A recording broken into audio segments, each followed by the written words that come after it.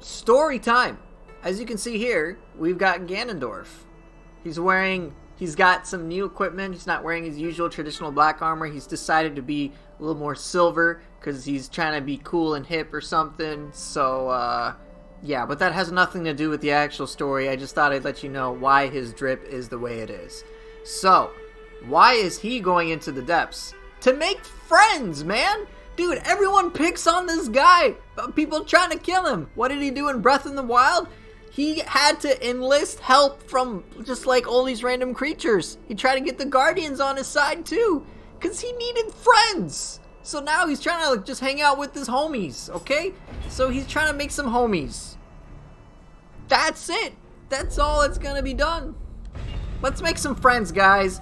Unfortunately, Ganon's a little special in that he doesn't realize that killing people usually doesn't make them your friends. It just makes them a little dead. So, you know, it's okay. This guy is just built different. What can I say? Alright, I gotta hydrate and dab. Alright. There you go.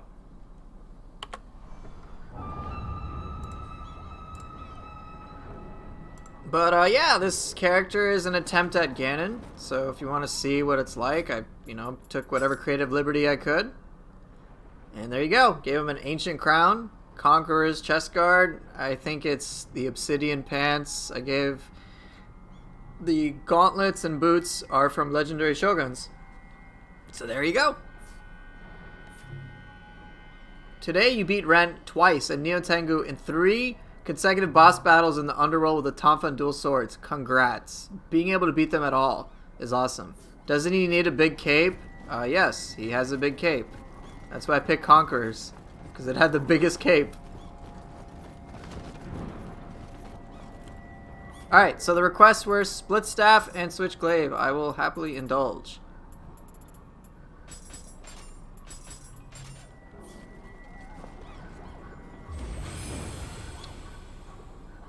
So, if it's the next, you're concerned about the next streamer meta.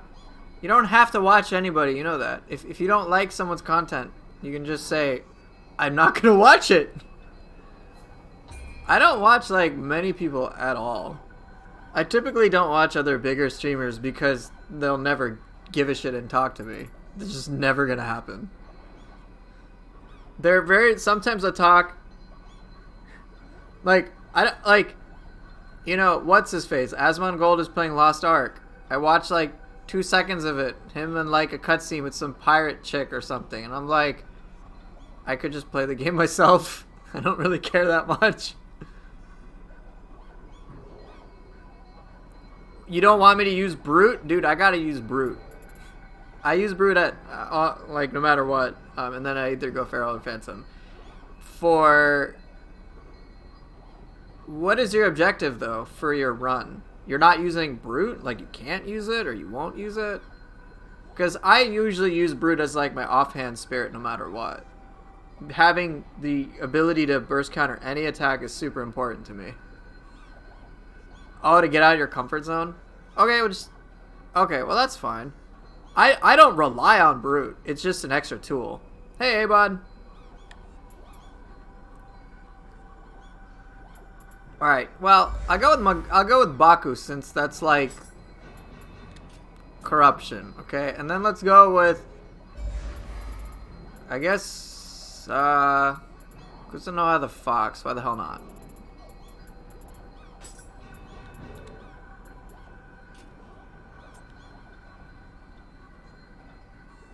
Wait, you want me to play Split Staff and Switchblade, right? Or you just want to see what's possible? I picked them because I thought you wanted me to play them.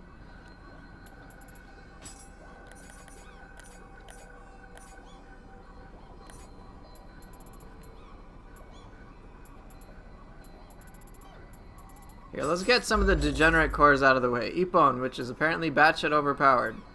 Apparently.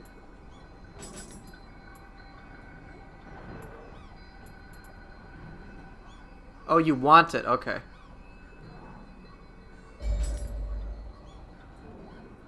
Gosh, that's ridiculous. Kame Itachi and Ippon cost the same. Anima. What the fuck?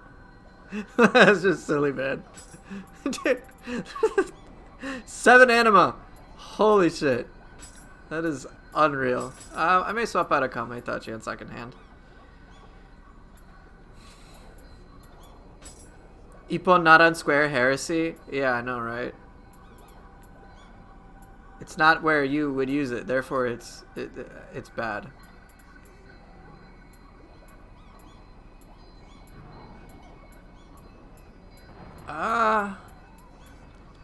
Second thought, I'll swap out Ippon. I think I'll go with Gozuki first. I don't need Gozuki and Ippon. They occupy the same space.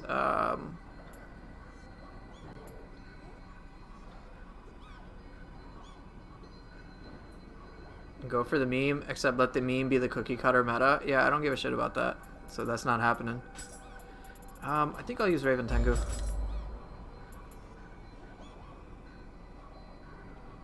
I don't want to do those so-called optimal things. I don't even really think they're as optimal as people think they are. That's the irony in it. It's like people put all the easy to understand cores on one guardian spirit that they can easily understand. That's what I notice most of the time. The meta is Gaki. Okay, you are emotionally banned, Gravitas. It's over. You're done.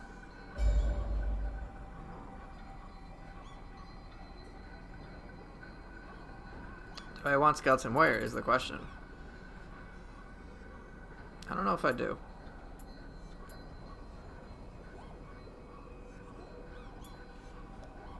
I think I'll go with Mitsume Yazura, though. That should be quite powerful. Okay. So I got Corruption, Breath.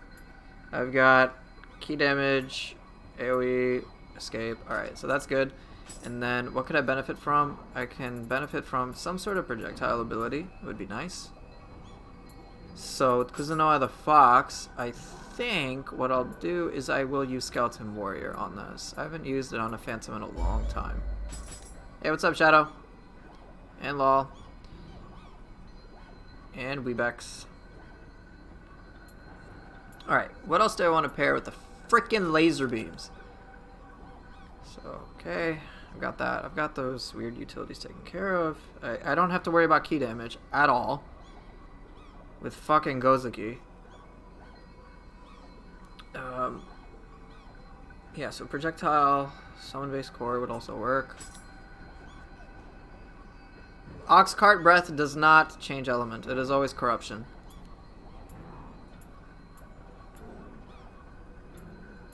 So key damage and stagger is not an issue. And gap closer. Man, Gozuki really packs everything in a fucking crazy package. This is crazy, dude. Do I want to use Skeleton Warrior is the question. I am willing to swap it out. I think I'll use Umibozu instead. And now this opens me up to using other things. I think I will use Kame Itachi. That'll work really nice. And then, what do I want? I can go with some weird-ass wonky core. Anything that's just fucking weird. Long animation is cool.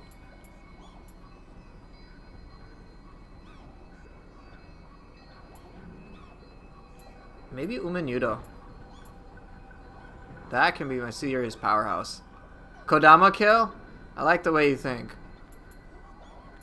Oh, that's too expensive. Fuck.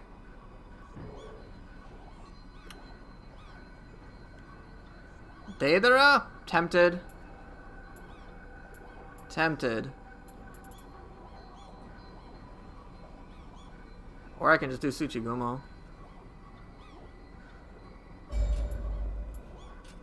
But how expensive is this shit?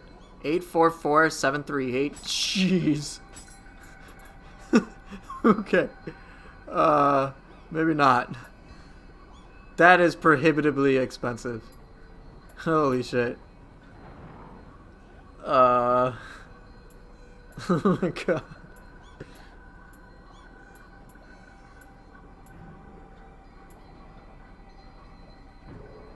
I guess I could though. Fuck it. Fuck it. Why not? Fuck it, dude. You're in love with Deidara. It's your favorite expensive cancel core, but against yokai for some reason its key damage seems super pitiful. Its key damage isn't that great. It's okay. But it's not that great. Let me actually tell you how much Daedra does. Because I look up this information before making, oh, I don't care about that. Before I make a Soul Core guide. I'm like, alright, how much does it do? Is it something that's reasonable for players to work with? I try to keep the Soul Core guides relatively simple. Alright, Daedra does... Yeah, it doesn't do much. 314 if you hit with the head. You have to hit with the head. If you just hit with the laser, I think I don't... Is it... Yeah, if you miss a head pop, it loses... Is the head the smaller portion of key damage, or is it the laser? I assume the head pop does more key damage, but whatever. Yeah, you don't use Daedra for key damage.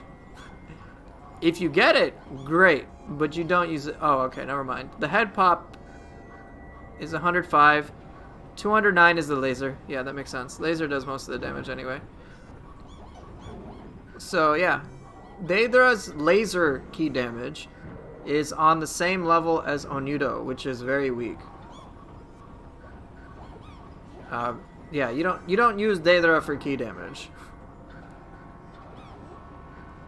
Daedra does this. Laser does the same key damage as Flying Bolts, Mitsume Yazura, Rokurokubi.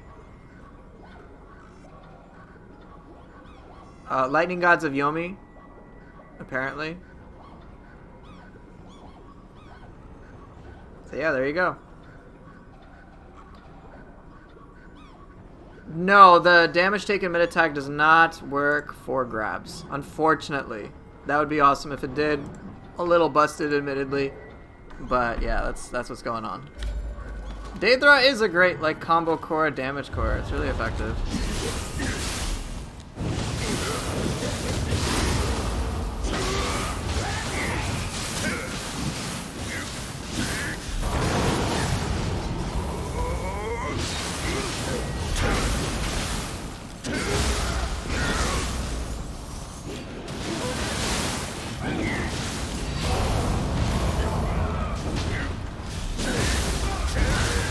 Hey, Dexter.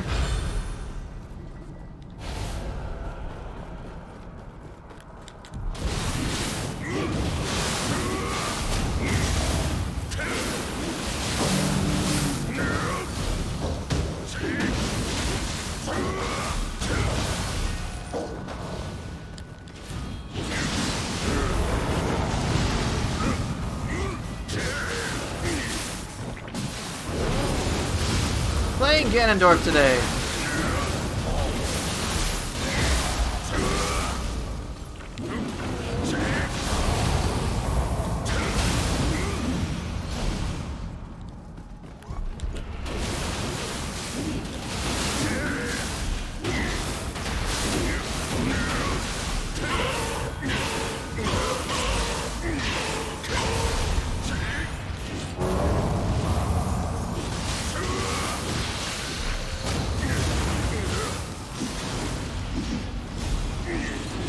He wants to get revenge on Zelda? No, he just wants to make friends. So he thinks he's lonely. That's all it is. He's just lonely, dude. He wants to make friends. He thinks that by killing people, he'll get the respect that he finally has, that he deserves.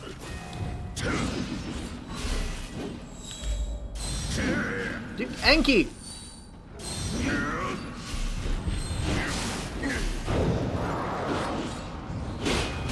No, it's not Maggie. Everything's fine, honey.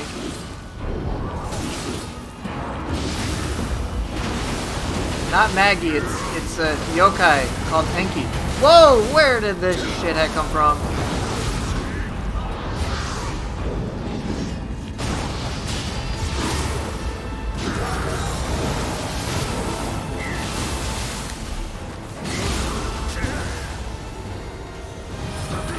Oh shit!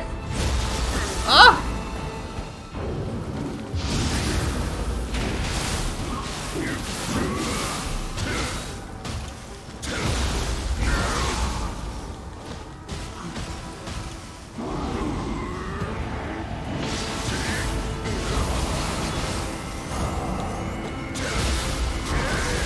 Very sus. No donations alert? No, I turned off a lot of my alerts. Let me thank you. I'm I'm sure I got a message for that. I did. I see a real name, I won't use it. But, alright, come on, internet load. Hey, what's up, J9? JX9X. I don't know how to pronounce that. I'll call you J9. No, do not donate Gakis to me. Fuck you. Thank you very much for the kind $1 donation. I appreciate the support. Gaki coin? Fuck off, you guys. I'm not about that crypto life.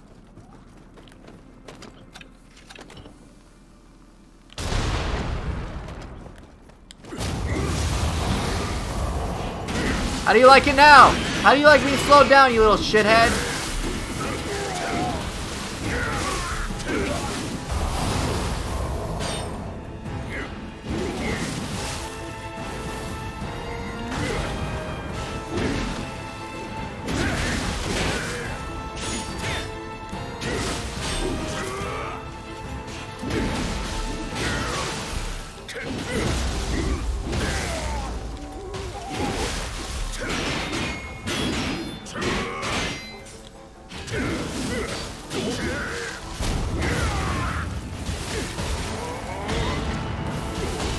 Fuck right off.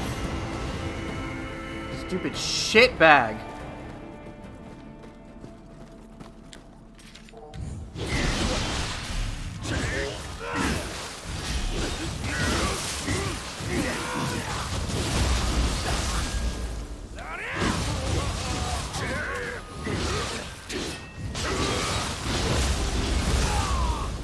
Hey, welcome Salam Assad.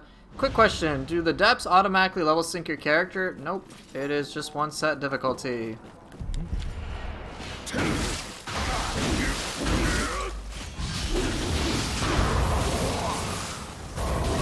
Shit.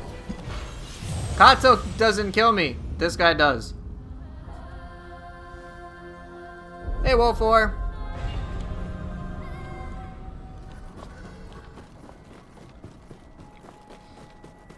If I could have a human boss as a soul core, which one would I have? Ren Hayabusa. Wouldn't we all?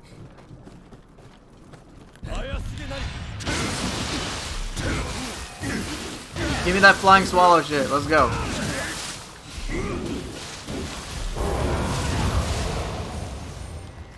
You have Saito? Screw that.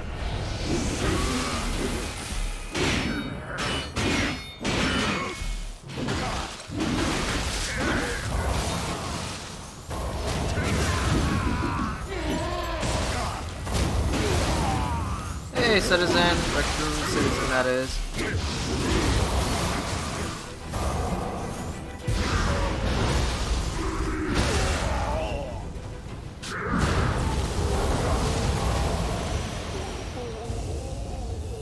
Alright, let's answer some questions.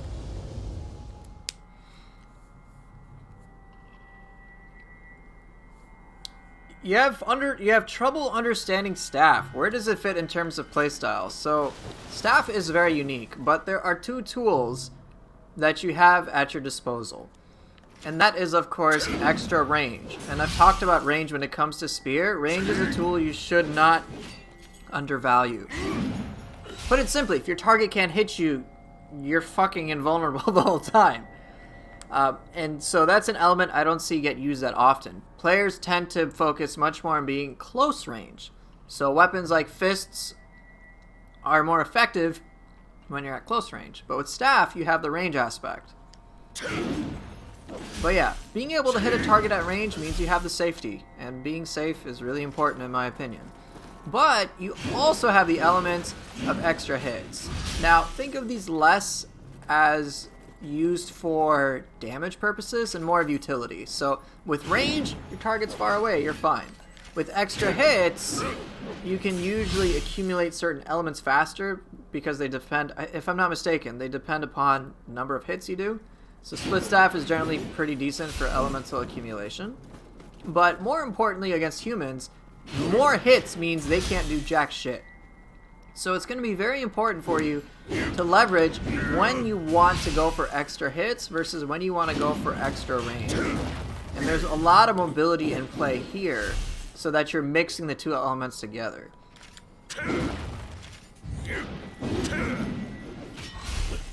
Does that answer your question somewhat?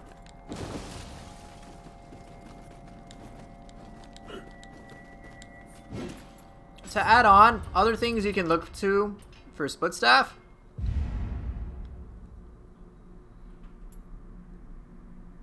Right, remembering when to use extra range and hits is the trick. Sometimes you do want to go for the extra range, sometimes you do want to go for the extra hits, but it comes at a cost of speed and key consumption. Sometimes you do want to go for the quicker options. Like, there is a tangible difference between that, alright? Alright, so you got this versus there's a noticeable speed difference, or even Twin Phoenix.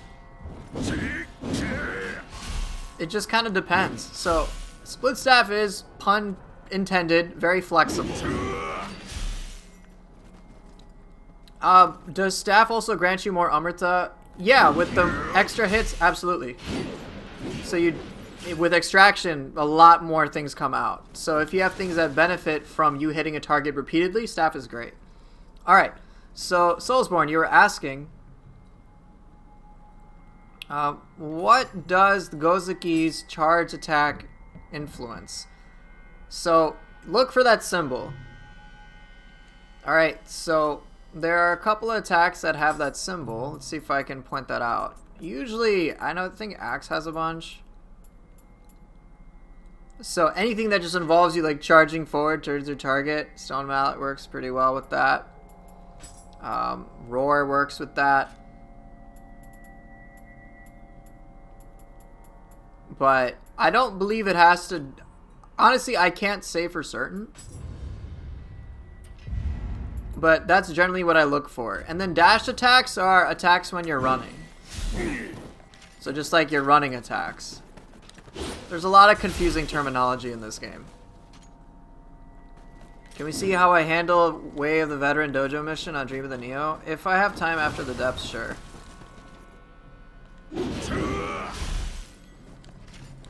How do I still have that many unspent skill points? Because I literally have no need to use them.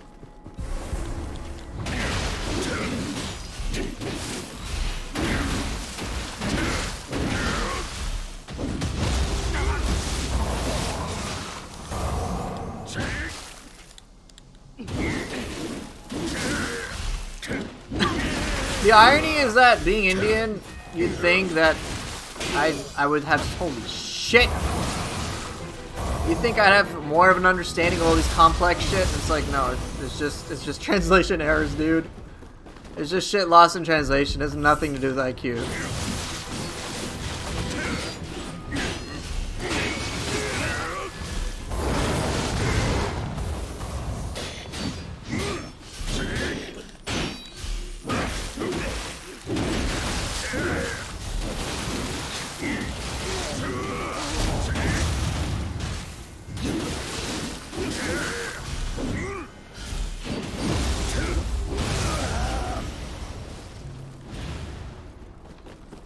Yeah, depths 10 and above is pretty rough. Things are really, really tanky. You have to push your build to the limit.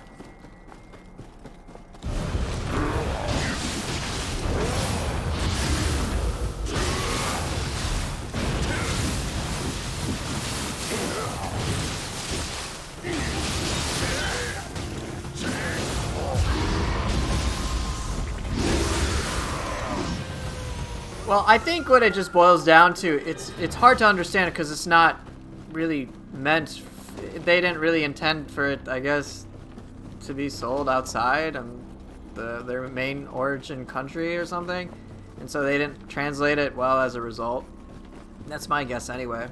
Hey, Roos!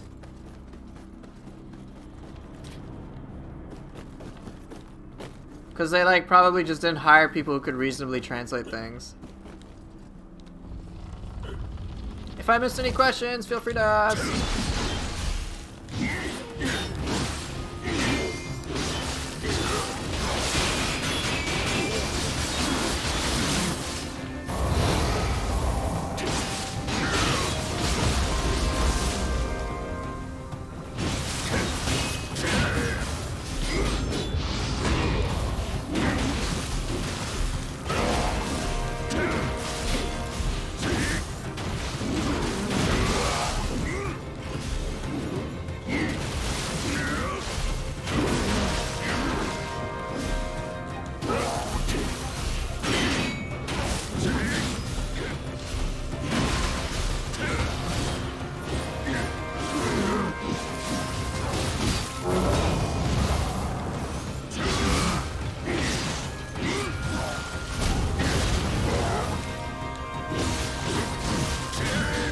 Really? Prime now? Man, fuck you.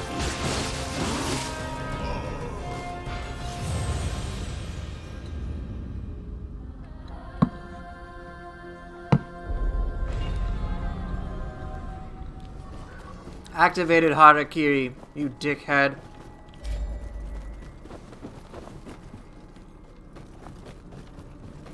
What just happened? A Twitch viewer activated Harakiri, so I had to die.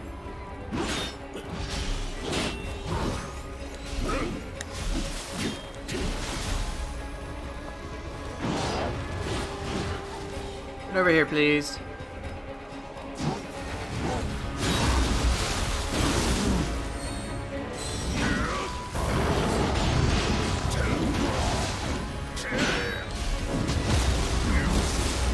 What if I didn't die? Then I'd have to kill myself in the game.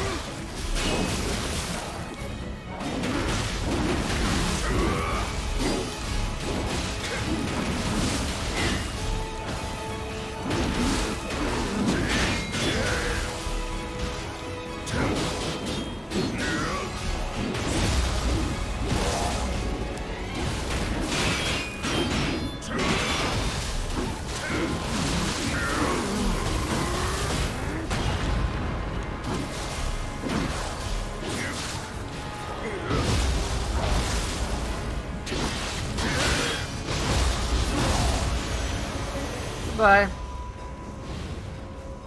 Yeah, I basically have to let the enemy kill me, or just like die immediately, basically. Or then I have to use a Harakiri sword or something like that.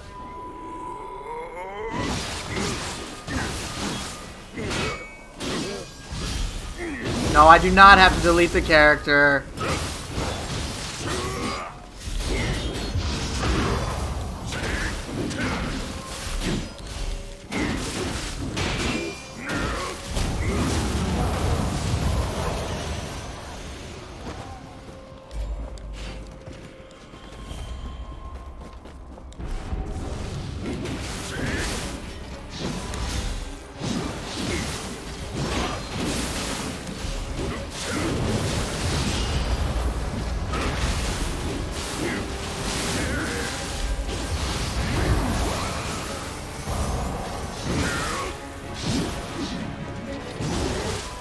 Shit.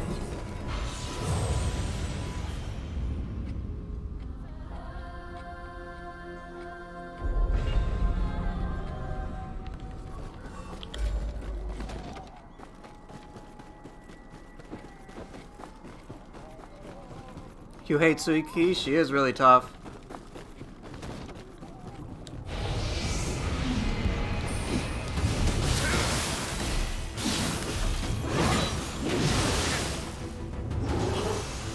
Purple Suiki? Yeah, very tough.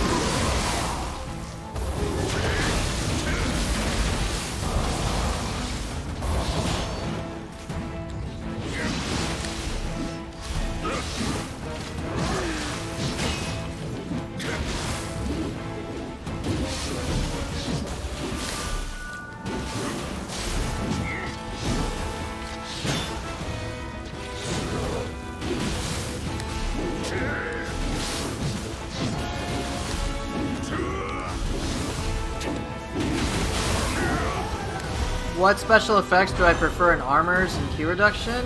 Oh, in general? Here, I'll show you. So I like corrupted weapons or purity weapons. Generally, I prefer corrupted because they're not as powerful, in my opinion. For me, purity weapons offer 50% extra key damage when you purify an enemy. Whereas if you corrupt an enemy, it's not as high. So it's basically less key damage. But I put key damage on here anyway. Life Drain active skill is very important for me. And yeah, that's pretty much it. Key consumption as well. Anything that facilitates key damage, key consumption, life drain. Stuff that rewards me basically for being really aggressive and attacking as often as possible. On my ranged weapons, it's mostly quality of life. I got some nice stats here. Utility mainly, anima charge. Some extra key, tenacity damage over time. Enemy sense, so I can have a good idea where they are. You can see here some defense bonuses, faster winded recovery. Paralysis resistance is because I fucking hate Gakis and they paralyze me a lot. Increased defense key depleted is very helpful. It's like 20% extra defense if I'm out of key for some time. Life recovery Amrita absorption again facilitates the whole. I attack a lot, I get a lot of Amrita, so I can stay in battle and I can afford to make mistakes. Here, this is probably the most intensive gear piece for me. Melee attack key consumption, which is great, means I can attack more. Extended curse nullification is a quality of life thing against enemies with the curse, which is very handy. Keeping that nullified is really good.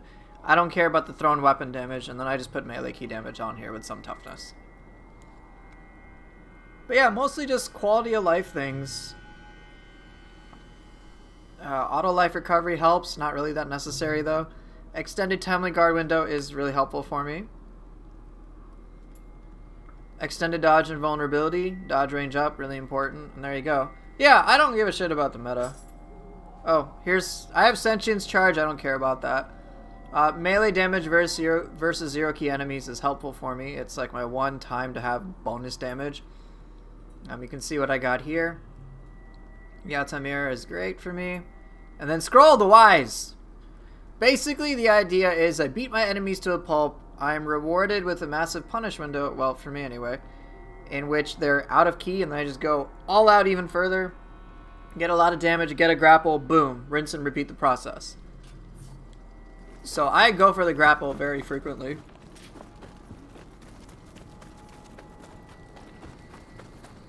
Well, yeah, I mean, the thing is, just pursuing like a meta is kind of annoying for me. Oh boy. Ow.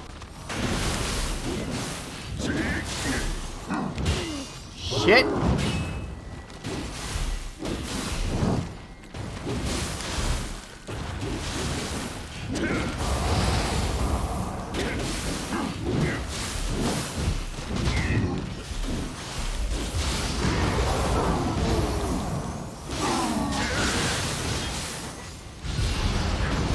What's the difference between melee key damage and skill key damage? Very little, actually. So, with melee key damage, it involves all melee attacks, including skills. But if it's just active skill key damage, it only applies to those skills. So as a result, melee key damage is usually at a slightly lower value compared to active skill key damage. In general, what I've noticed is if something's really specific, the values for that tend to be a little higher, whereas more generalized stats are on the lower end.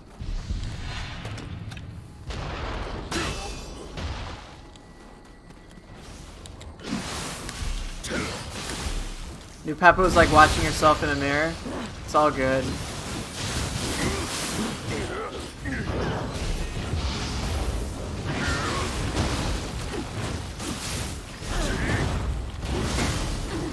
This shit is gonna annoy me.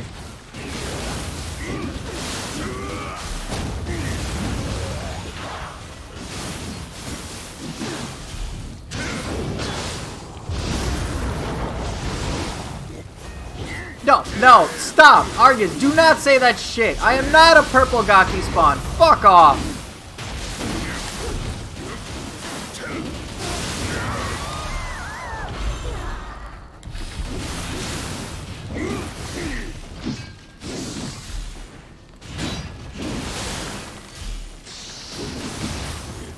Holy shit!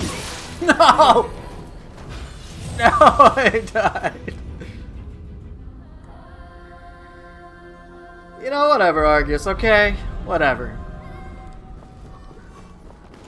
You're emotionally banned as well. Alright. The funny trick against Saito, does it involve basically... I think I might know, but let's hear it.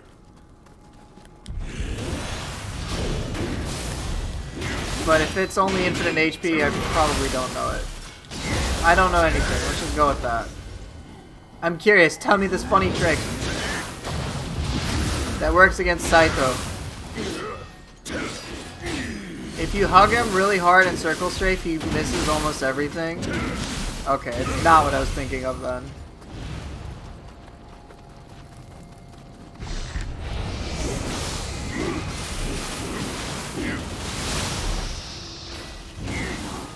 Do I use claw grip? Only for brief periods of time. Only when I run around. That shit hurts, man. Like right now, I'm using claw grip right now, but when I'm in combat, nope.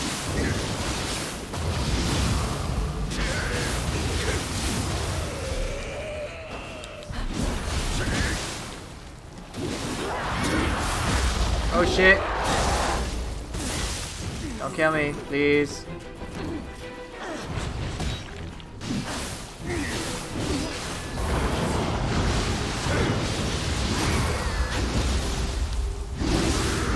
Claw grip hurts, man. There's no way I want to do it for a long period of time.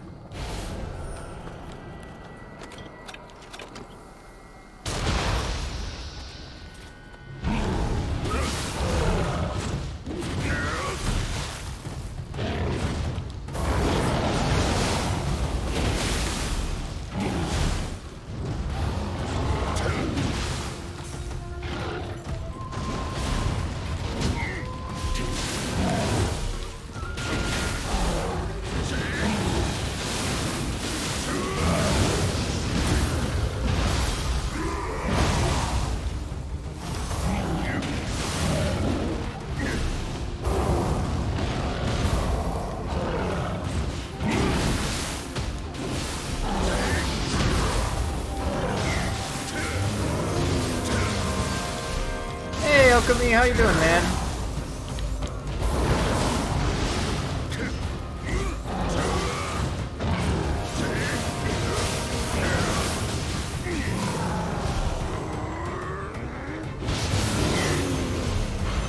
Right now I'm using claw grip, just to move around.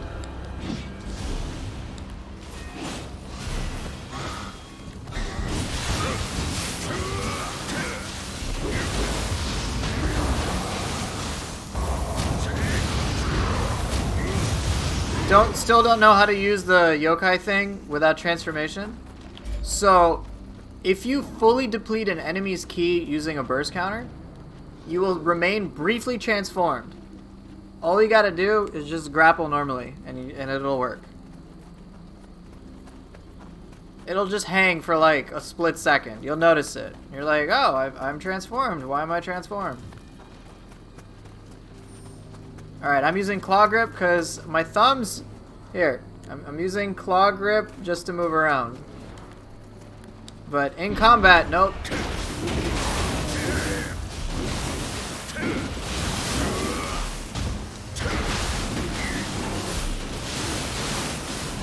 I'm not a Gaki, man. Fuck right off.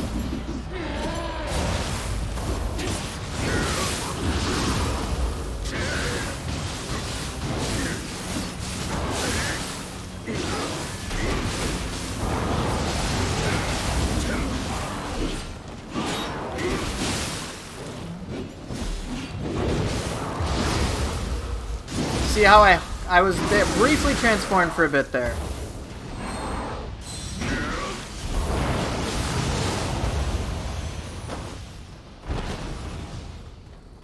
Yep, it's a lot easier than you might think. Whoa, you are not knocking me down.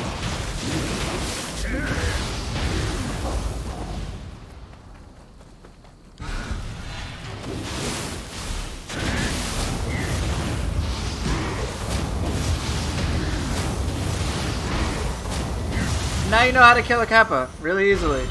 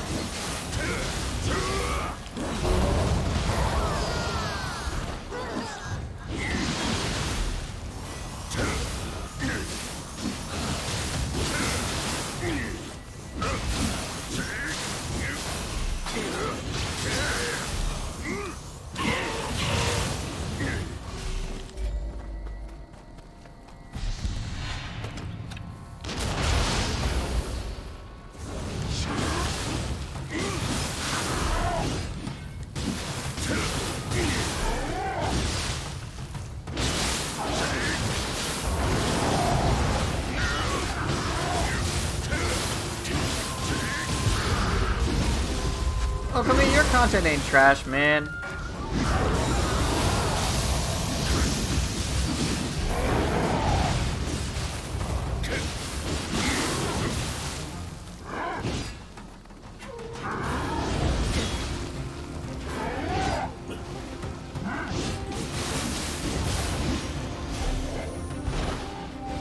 Dude, your stuff is fine. It's okay to say your stuff is fine. Your stuff is great.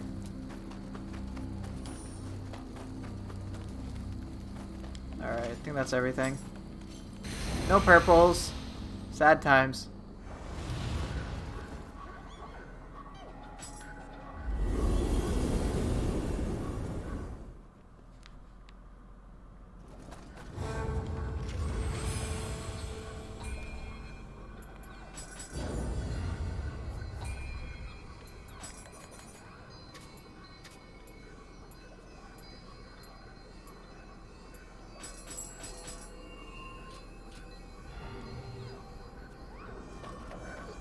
Alright, let's see who boss 1 is. My life.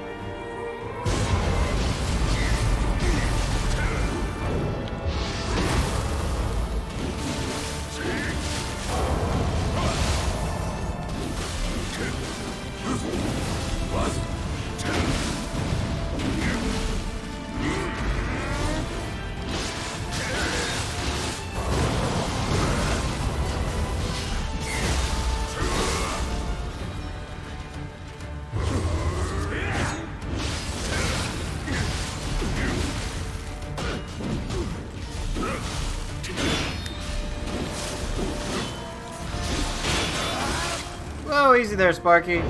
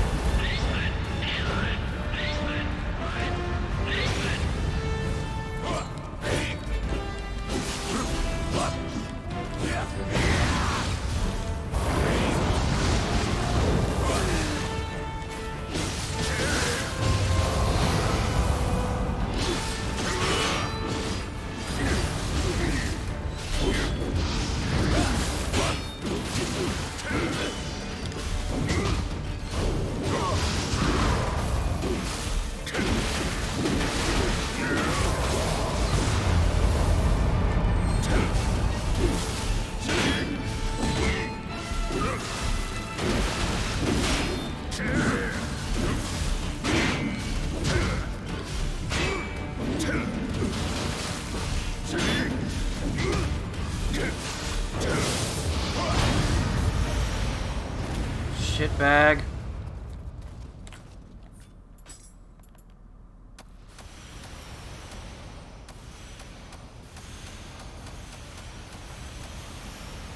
Yep, lame boss. I don't like him either. I'm just like, really gotta deal with this shitbag.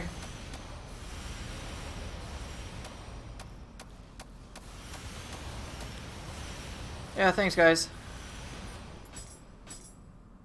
You think he's fine? You would think he's fine, A-Bod. You would. Oh. I was sent a document to sign? Thanks, hon. I guess.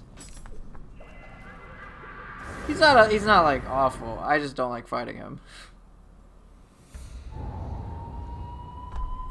I think it's cool that he switches in between forms. There's a lot of cool things he does, but there are also a lot of things I dislike about the fight.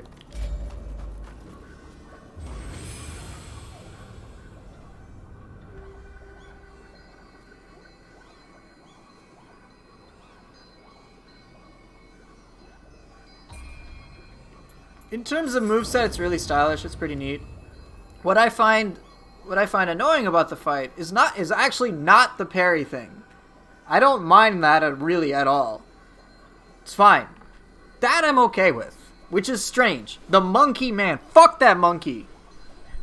That monkey, the burst attack timing on that has to be fucking precise. You have to like preemptively, not preemptively, but you have to pretty much be in brute form immediately. You just don't have the time to switch forms and then brute slap him in time, because then the monkey comes out even if you shut down the burst attack. So the monkey is annoying, but aside from the monkey, which is such a nuisance, it's the weird like awkward pauses he has on this fight. So there's a lot of moments where he's just kind of like walking and like not doing anything, and you're like, okay, I guess I'll attack. And then the moment you do, he starts attacking a bunch. It's just like really weird, just how it's like he goes all out and then he does nothing. It's just really strange. And it happens throughout the entire fight. It is just really awkward. There are quite a few enemies that do that in Nioh 2, and it just feels really awkward fighting them. The next one I can think of is like Yasha. Yasha is very, very like awkward. Saito Toshimitsu does a lot of the same thing, where it's like he just circle strafes you and blocks the whole time, and you're like, well, what? Like, what? This is weird. So it's just a lot of those like awkward moments that bother me. Many of the DLC 3 fights, enemies will pause, but it's not like so egregious that it like throws me off. I'm like, okay, they're just gonna keep fucking attacking, and I gotta get better.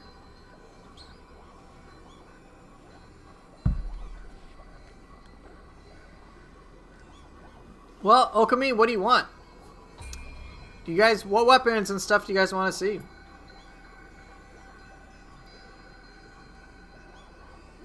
Yeah, exactly, Grandmaster. It's a thing. It's the awkward staring contest, and it's strange. No, not Gaki Tech Argus. Come on, man.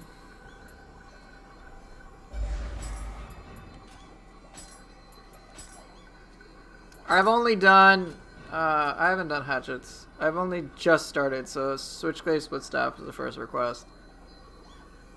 Okay, I see Odachi Axe, Tonfa Sword, and then 2 people in favor of hatchets. So right now I'm inclined to go hatchets. 3 people in favor of hatchets. So I'm already inclined to do that.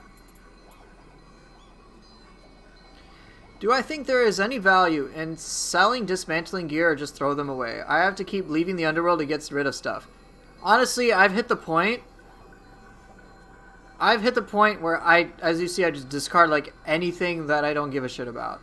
Like, I already have all the resources, all the divine fragments. So, you know, if you don't even need anything, just don't pick it up. I'm very close to that point. Once I get Demon Horde weapons for like everything that are to my specifications, then I'm good to go. But it really is kind of up to you. Alright, well, hatchets are in, so the secondary weapon is going to be what's up for debate. So, I'll ask that once more in a moment.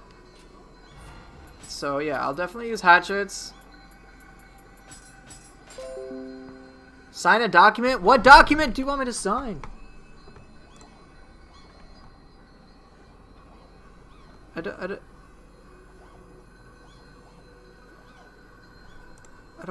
wanna do this.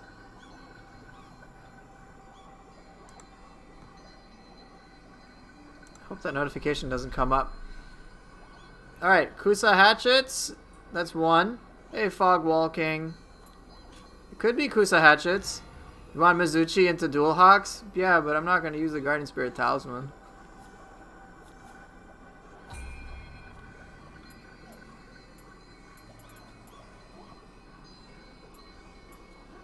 It is a cool move though, and I did do that in my latest combo video.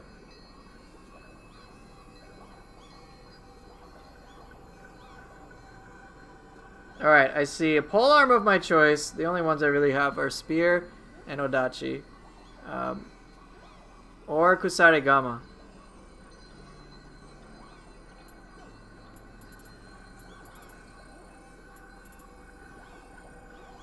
Ooh, 2 in favor of Kusa. Looks like that's winning out. Alright, Kusa it will be.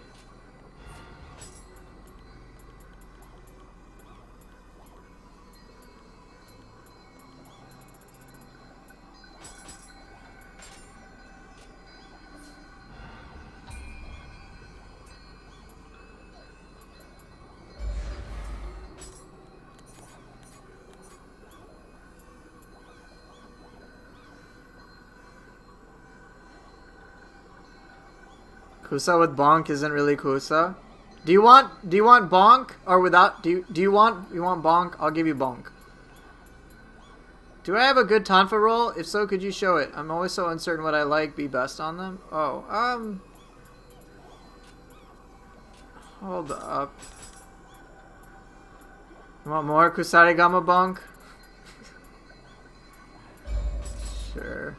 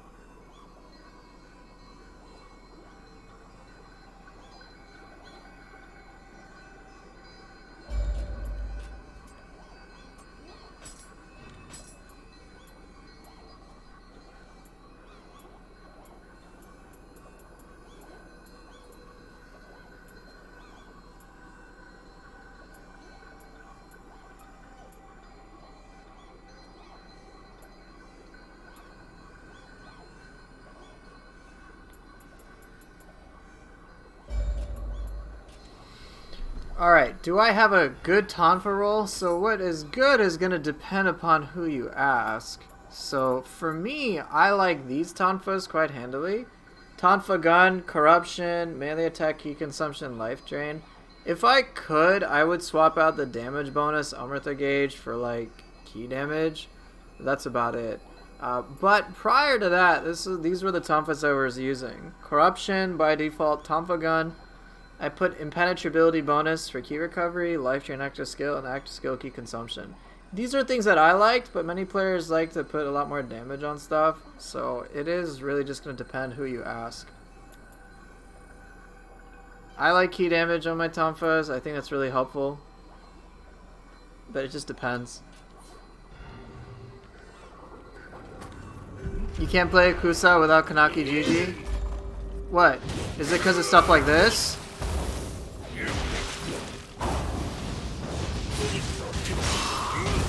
Is that why, Okami? Just wanted to make sure.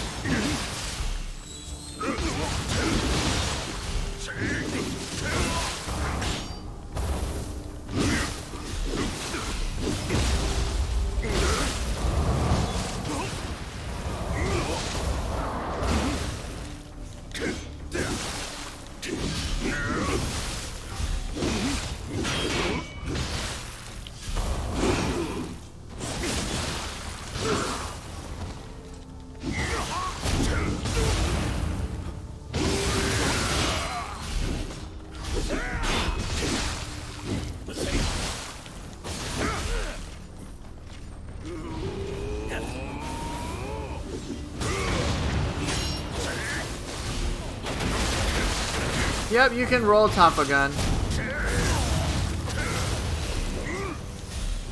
Yep, you can roll Tonfa Gun as soon as you get access to Divines.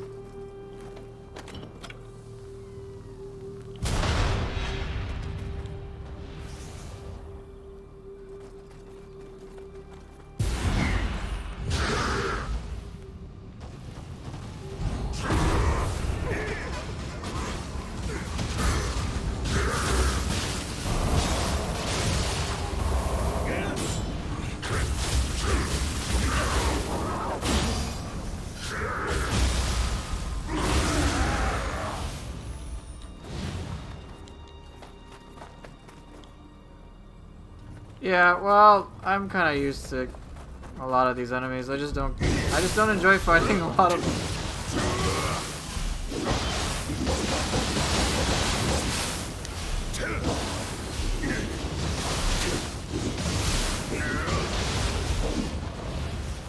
Yeah, exactly. Any enemy is easy if you don't give them a chance. Zero key combos are especially effective against humans.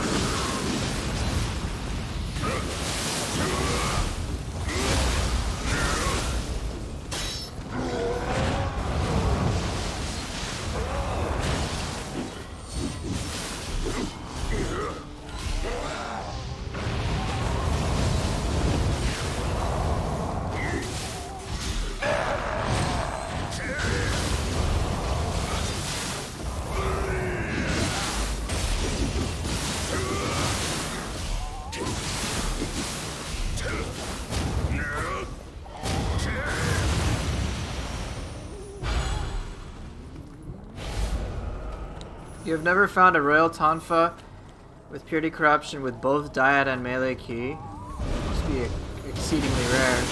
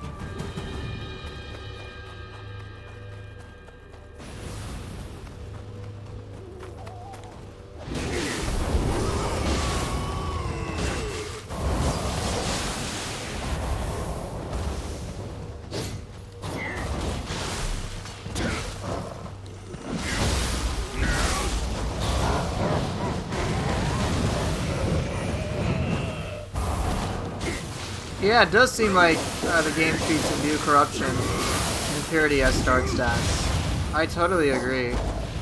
It's that rare.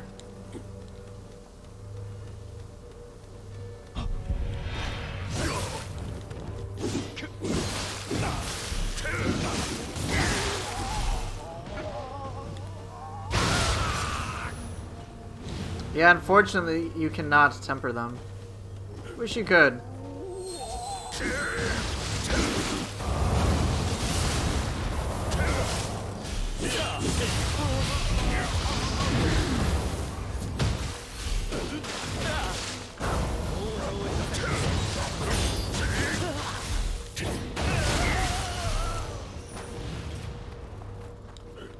Do hatchets feel stop go to me? Yeah, they have like this nice hit and run capability to them.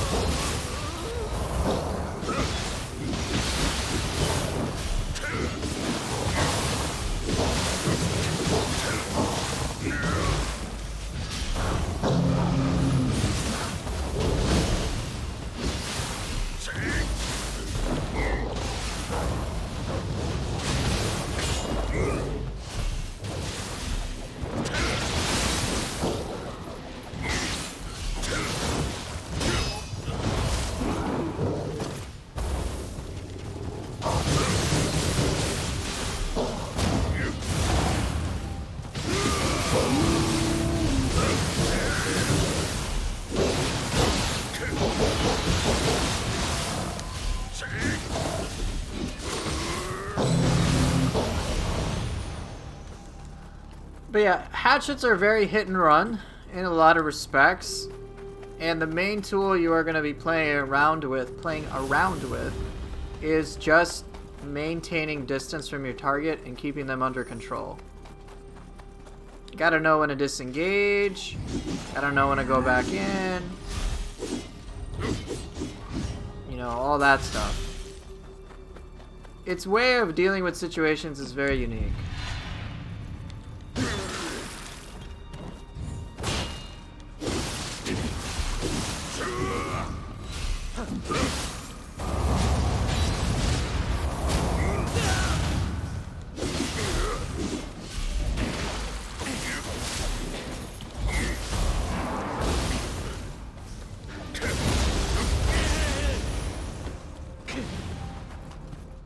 Wild Surge is awesome though.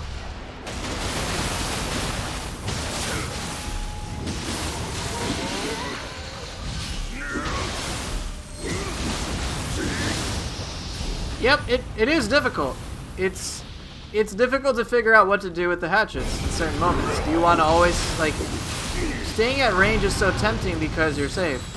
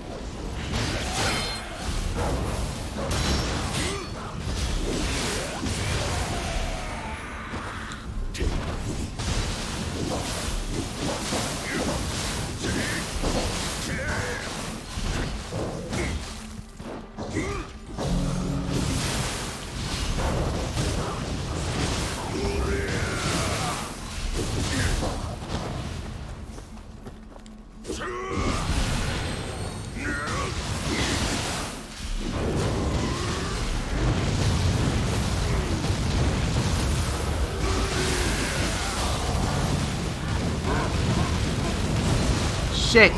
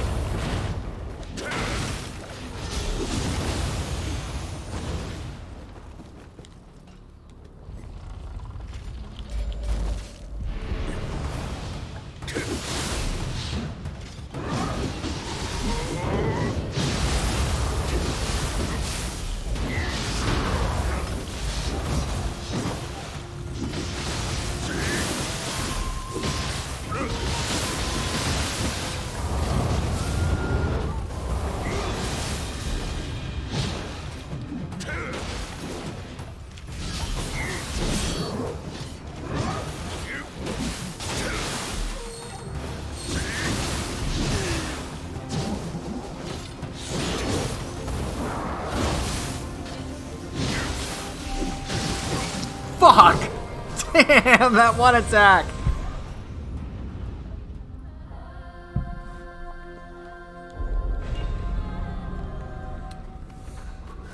That one attack fucks me over. I think that's like the deadliest move that Suiki can do against me. Is just that one move.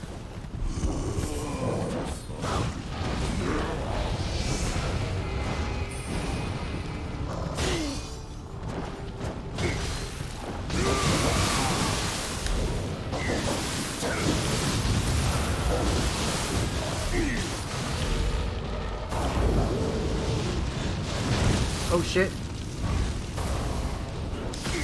Shit.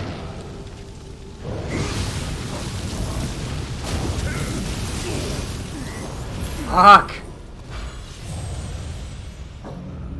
Boulder Breaker charge, I think damage has changed. Damage has changed based on how long you charge it. Night Rain is weirdly independent of charge time when it comes to damage.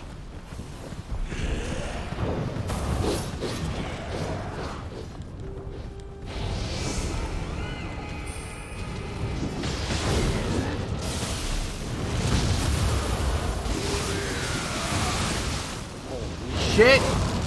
Second time I died like that. Maybe I should kill the little fox. Maybe, because that lightning is fucking annoying. Ah!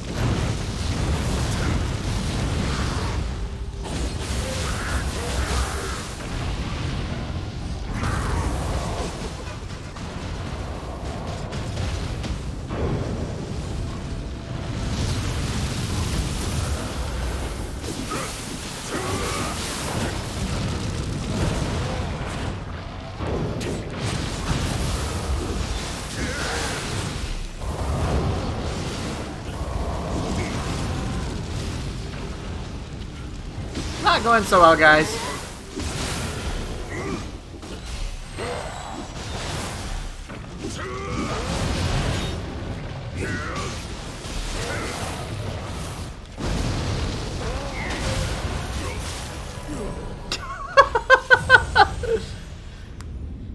Oh.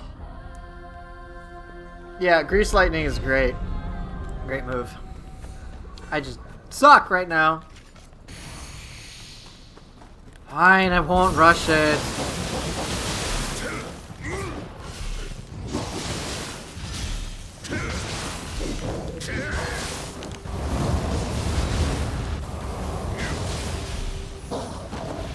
Fine.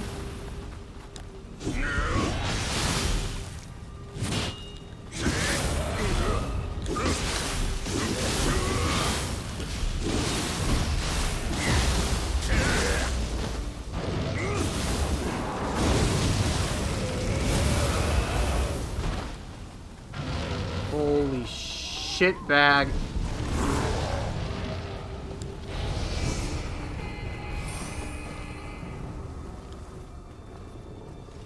Dude, that gauge charge is fucking noticeable. It's just charging my gauge. What the shit? Just stay at critical. What?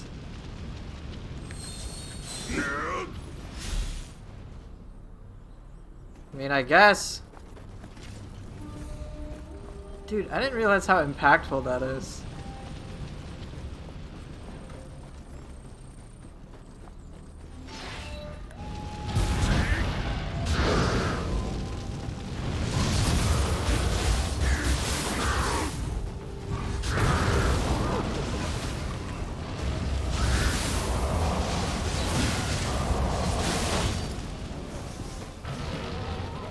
Keep charging my gauge, thank you.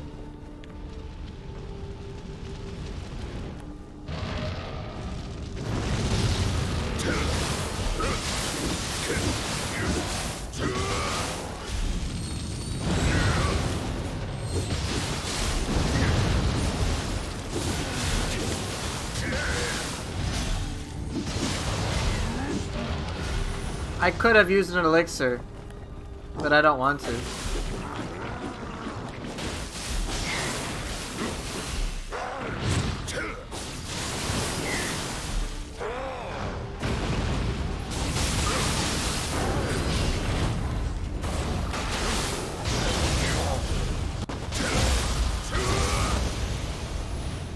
Okay, let's see if I can kill Suiki this time.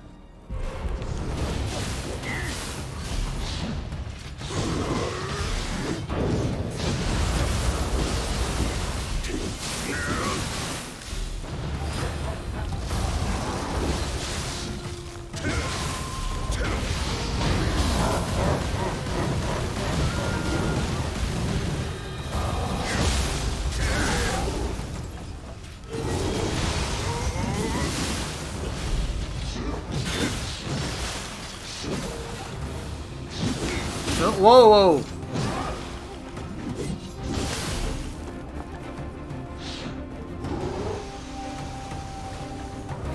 This is scary, legitimately. Okay, come on. I need my health, please. Burst attack. I'm nervous. Burst. No, no.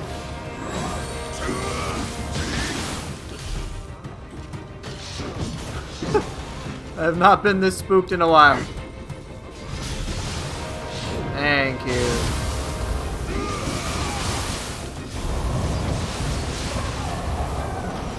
Okay, well, Suiki did some, or Osaka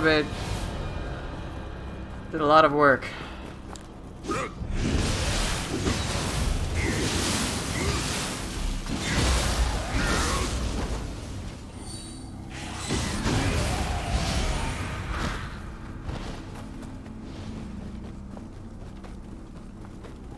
Piercing Hurl is the high stance throw, yes.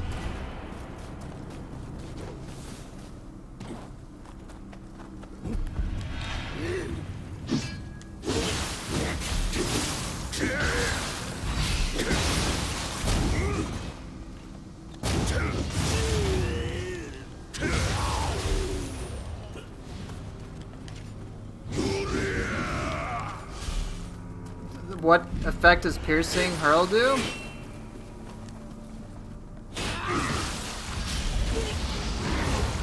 It can actually sometimes pierce through. It can pierce through targets. One, and I've had the good fortune of having the hit a target twice. It's pretty rare, but when it does happen, it feels pretty good.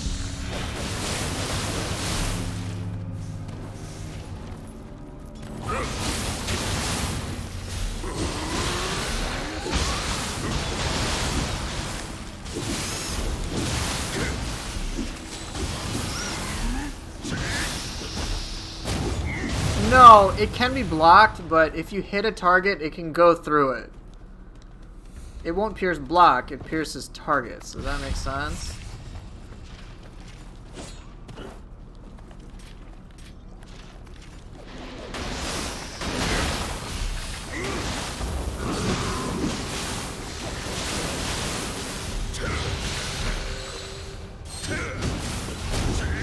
Yeah, it's a very impactful ability.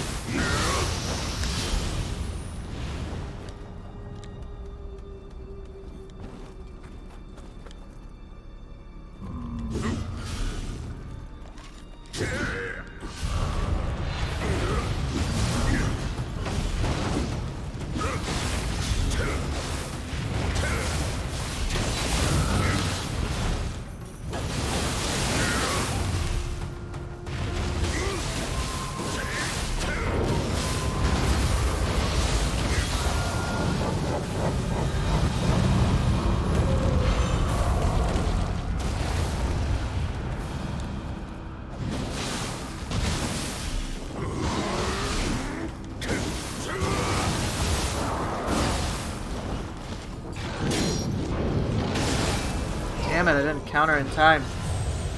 Good thing that purple Fuki's just deaf, right? Yeah, good thing it is. It may be deaf, but it's sure not that dumb.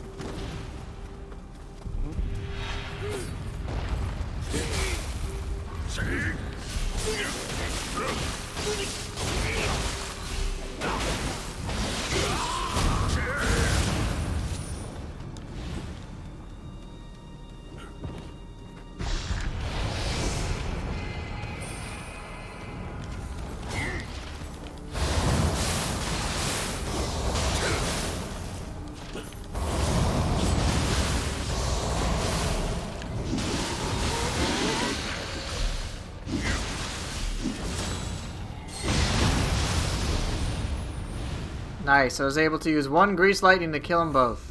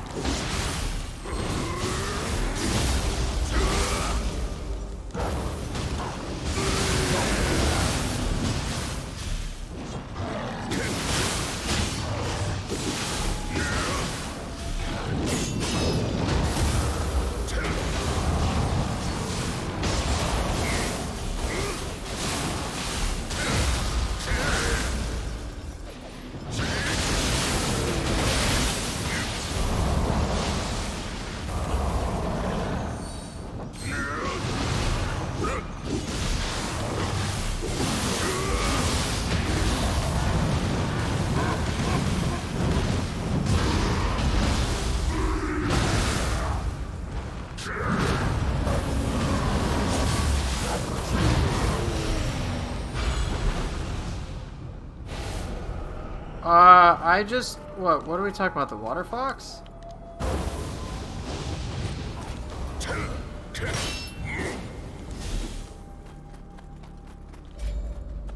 Killed 3 Gakis with 1 Grease Lightning. Excellent. You just had to say you killed 3 of them, and I was happy.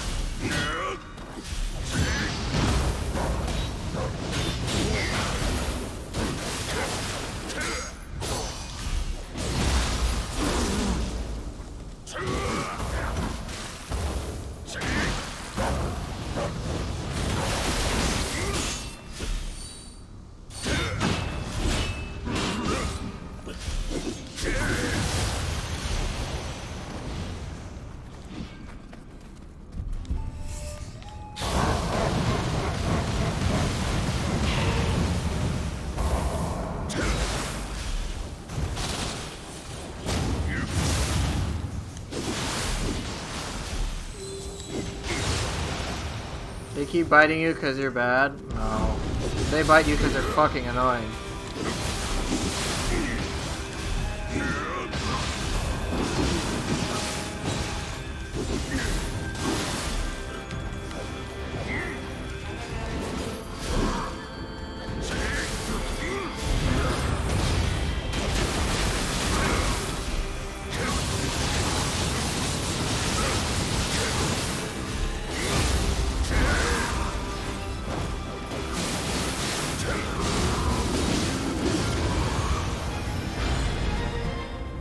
Switchblade time for you? Good luck.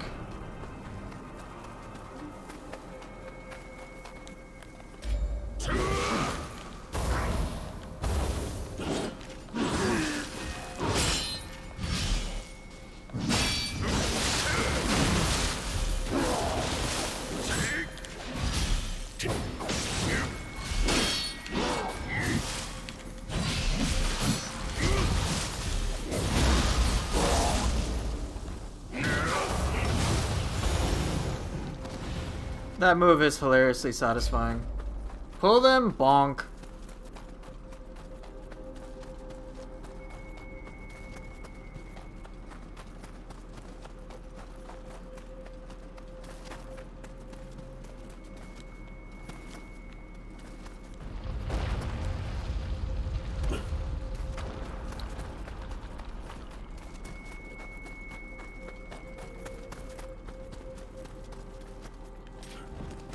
Alright. Last thing is Ongyoki.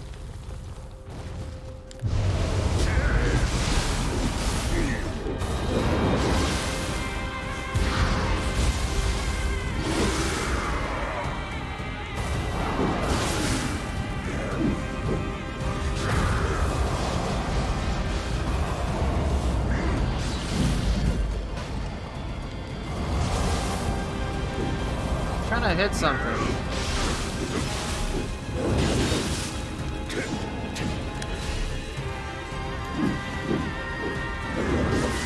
Hey! Okay, I guess not.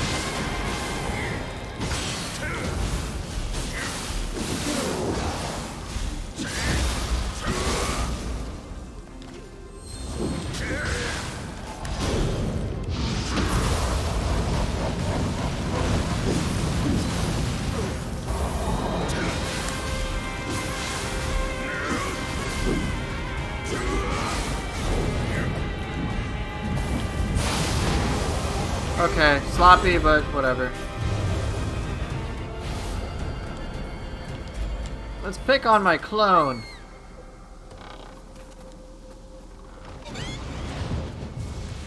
Hey, you! Bonk.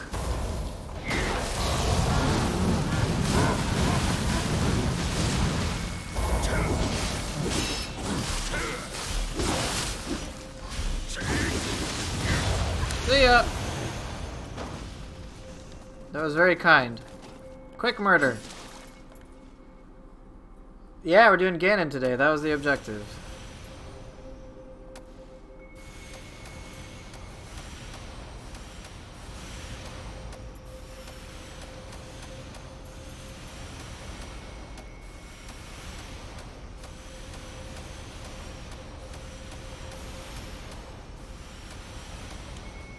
Carried by Slappy Core. I know, but I thought it was trash.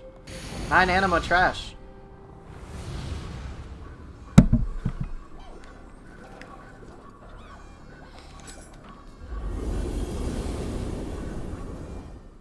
And I specifically try to show how nuts it is. It is amazing. Harder to use. Big commitment. Is there any weapon armor I'm looking for? Yeah, just like corrupted demon horde weapons with life drain active skill. Of course Umanudo is amazing. But dude, the animation time is so bad, right?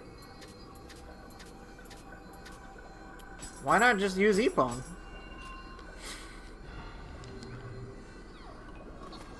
Right? Because Ippon is so overpowered.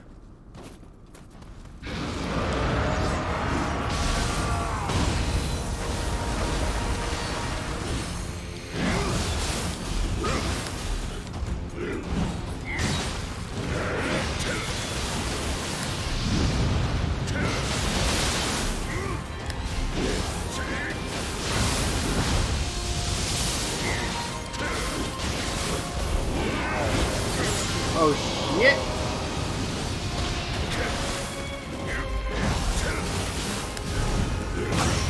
Whoops!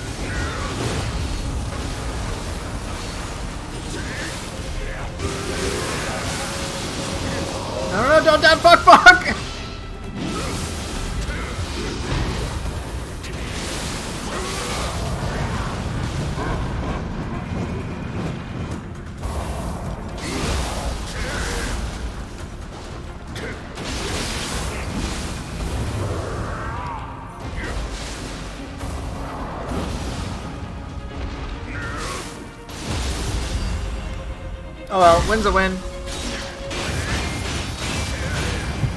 Was the Gravitas evasion cancel Samia Store and dance dodge? I mean, I could just run out the way. I don't have to do that and destroy my fingers. So I'm fine. I'm fine being considered a trashier player if it means my sanity will remain intact. I don't care. Thanks. Yeah, it was a sloppy Umanudo use there, but whatever, man. That thing is awesome. Sanity is overrated, stress is where it's at. Okay. What's my secret tech, Argus? What's my secret tech?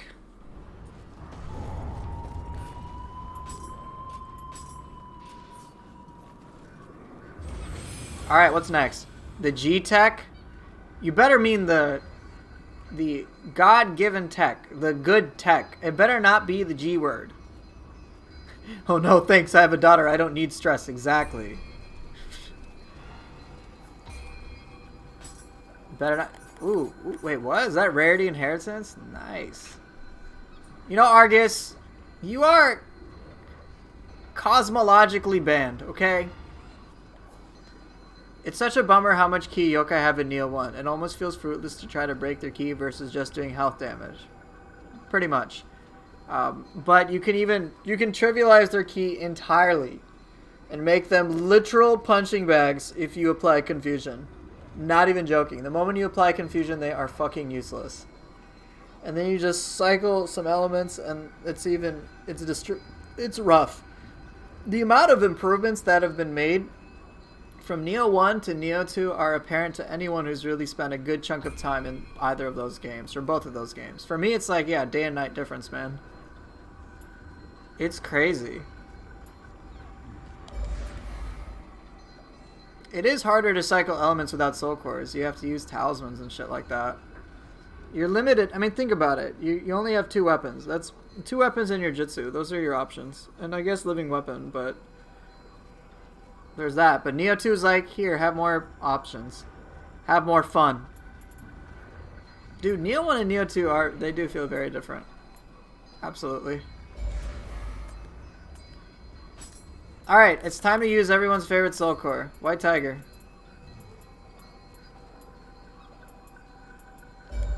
We're gonna beam everything away. Yokai ability damage all. Alright, let's stack this shit.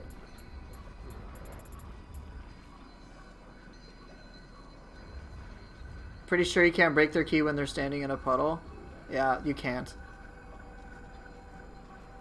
White Tiger tracking is ass.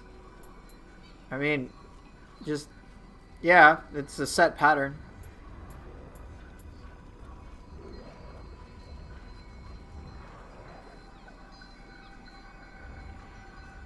I should use the Hyobishin for its yokai ability damage brute. I could. I can use Ho-Oh and Hyobishin, sure.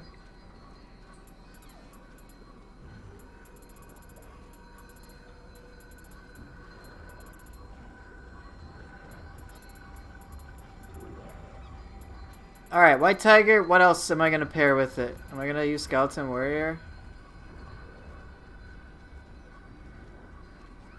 Not really. Kuroka! Yeah! Rokurokubi.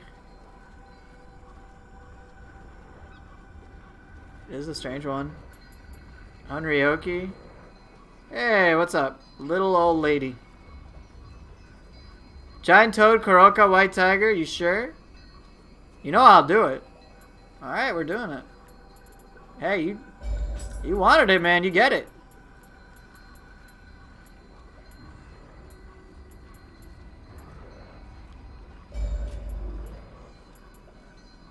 Yeah, welcome to the stream.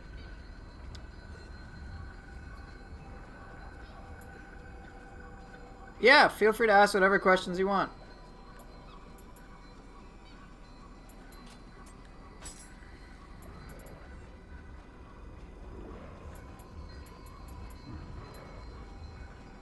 I will actually put Giant Toad on here. Not on Ho-Oh. Oh wait, I was gonna put it on Hyobishin.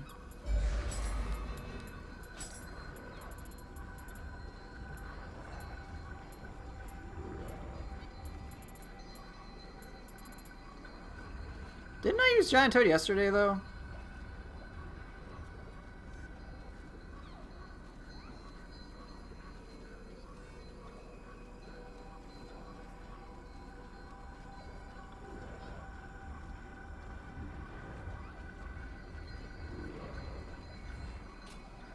I think I did, didn't I? Yeah, I did. So I guess I'll keep Enos out.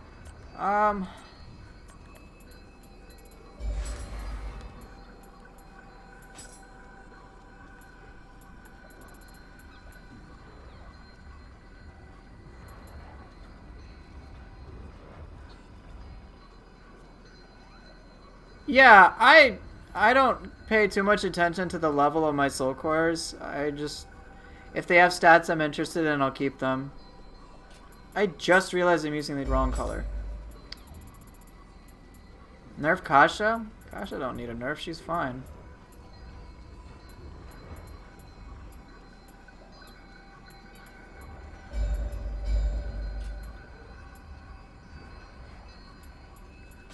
Honestly, I think people overrate Kasha's value.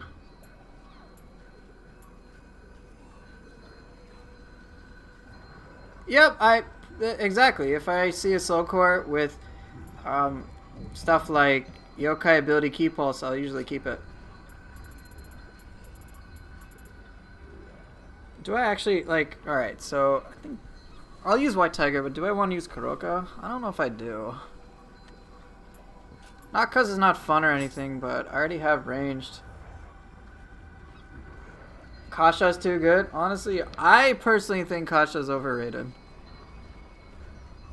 The fact that it locks me out of using a soul core is really punishing to me. And there are many moments where it just does not do what I'm hoping it will. And then it feels really bad. I know why people like it. Yeah, there are a lot of options.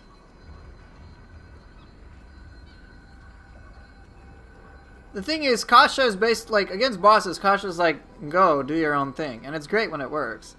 But for someone like me, it's like, I want to be able to use my options more frequently, and Kasha locks me out. And then if it gets, against humans, if it gets deflected, whatever. I'm not going to use Kasha against, like, Saito. Like, ever. It's a great core, but man, I really think that people overestimate its value.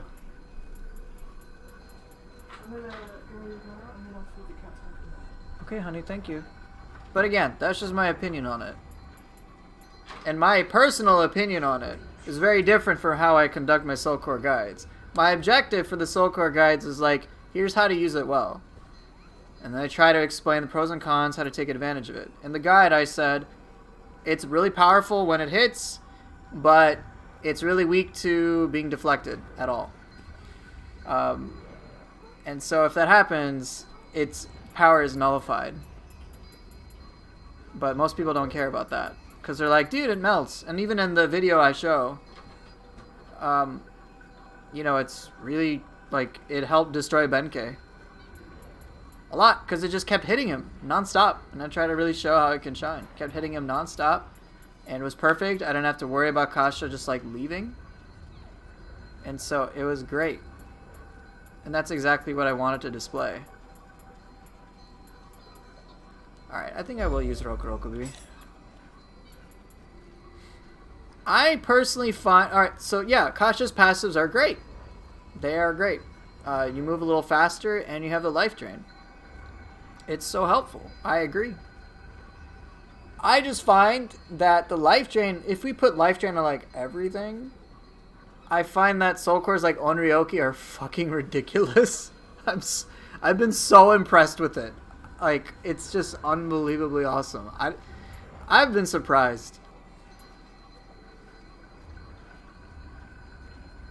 Onibi soul cores, where can you find them? There should be like a soul core farming guide in one of the resources, so take a look at those.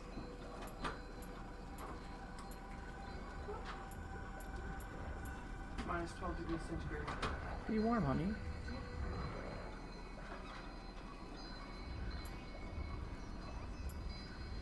Seto Taisho, that should be fun. Gosh, I can't believe this is only 5 attunement, dude. Why is it so low? Type in ! resources.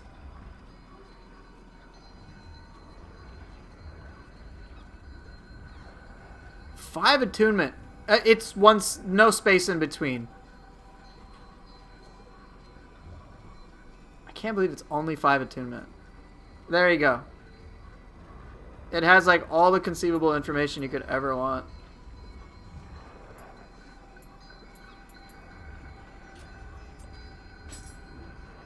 Will I use Giant Toad? Did I use it yesterday? I think I did, didn't I?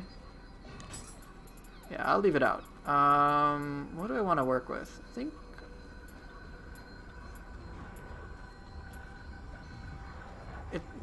Well, 4, don't worry about that. You're fine. I will not use Gyuki.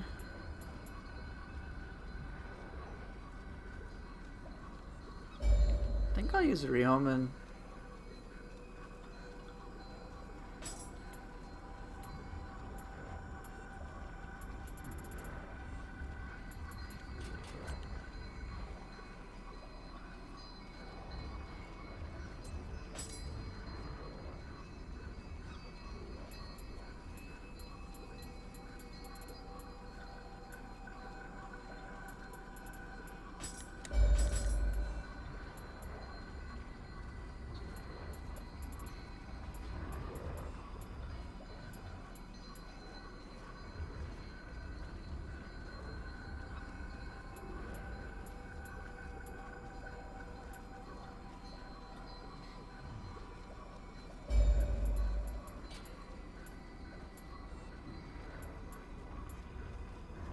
Can't believe I have Gaki Soul Cores in my inventory. Me neither.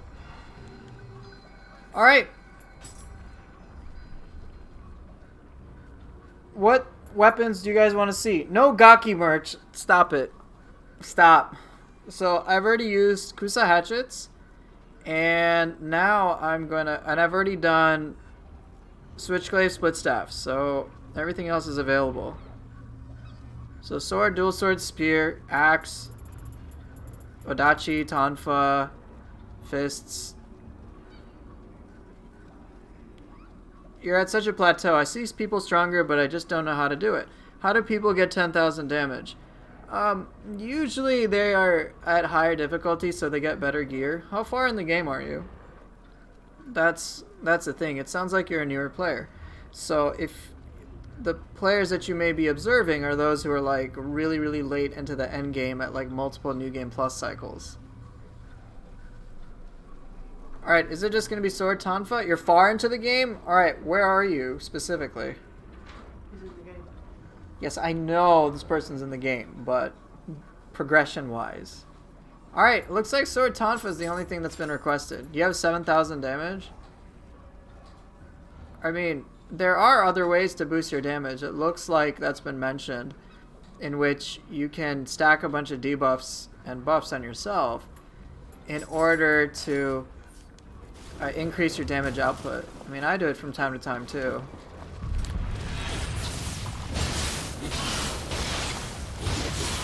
One-shot bosses in the depths? That's not possible. There's one-shotting a boss? That's not possible in the depths. Is this character Ganondorf? Yes, it is Platinum. And in case I didn't say hello to you, hello. Yeah, you want to see him before you go? Anything's possible if you put your mind to it. No, you cannot one-shot bosses in the depths, especially deeper ones. Even the earlier ones, you can't one-shot them. And the underworld may be, but you'd have to be super over-leveled and overpowered. 5 seconds, 5 hits, not possible. The only way that can be done is if they are using cheat engine and hacking the game. Only way possible. Yes, I'm still using the skill mod, which, by the way, if you didn't know, is technically hacking the game. Because I'm able to do things, skill-wise, that most players can never do. No, I'm not saying you're lying. I'm saying by normal means. By normal means, it's not possible. The skill mod doesn't really balance or make things crazy. It just allows me to do more things. All right, honey. Here's my Ganondorf when you get the chance. Okay, hold on. Oh, cool. So you Cool, did huh? it. Yeah, kind of cool, huh? Yeah, it's pretty accurate. Yeah, sorry. I didn't mean to suggest that you were making anything up. I was trying to say that by normal means it's not possible. So my mistake.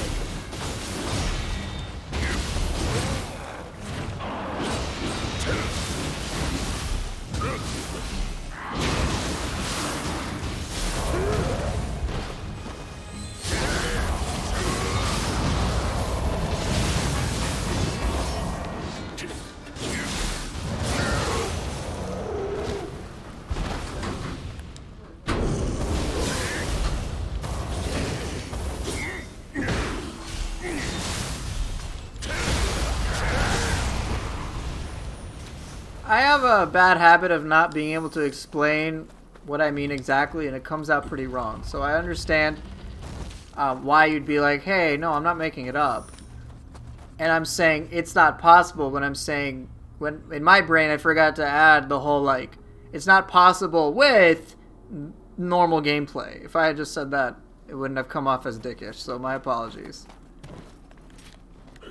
But yeah, through traditional gameplay, without hacking, there's no way you can one-shot a boss in the depths.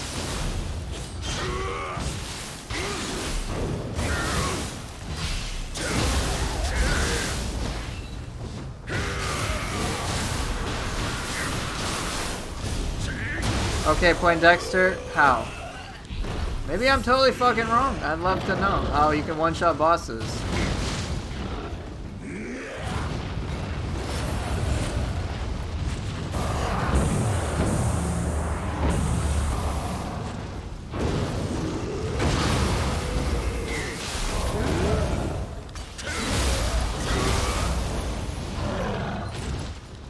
Just press the power button and the boss disappears? Jeez, man, I should have fucking thought of that.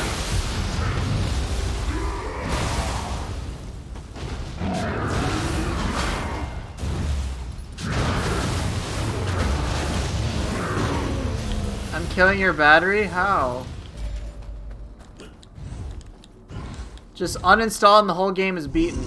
I guess you're right, yes.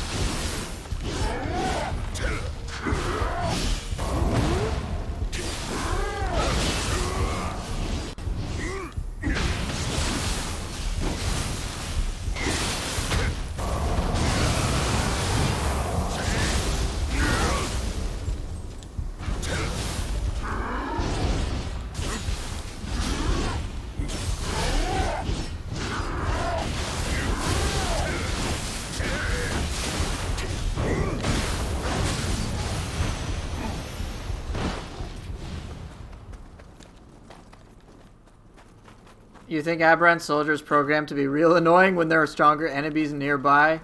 Yup. Nioh's like, hey, you know what you'd really like? Having some really fucking irritating enemies in close proximity to enemies that you're gonna have to pay full attention to.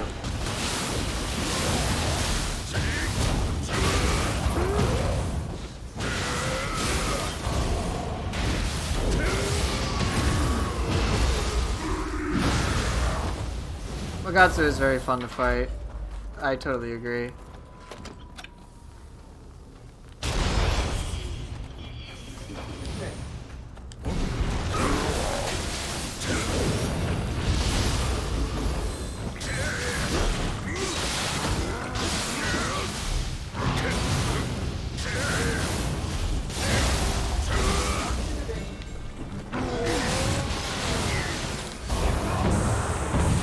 See you in a bit, hon.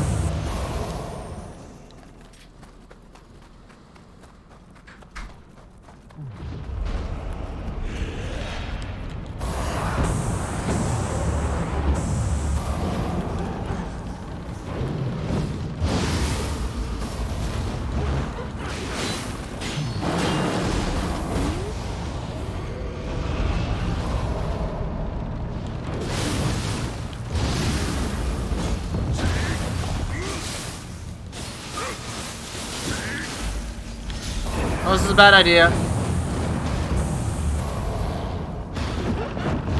Oh, I guess it's not. No problem.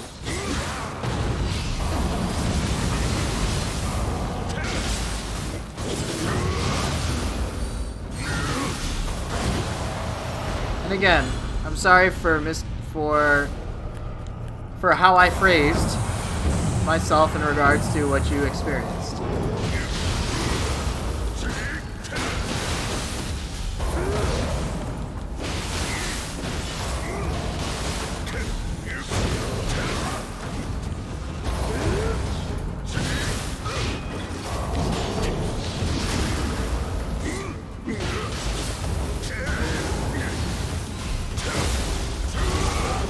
Yeah, I'm surprised it didn't hit Yasha either.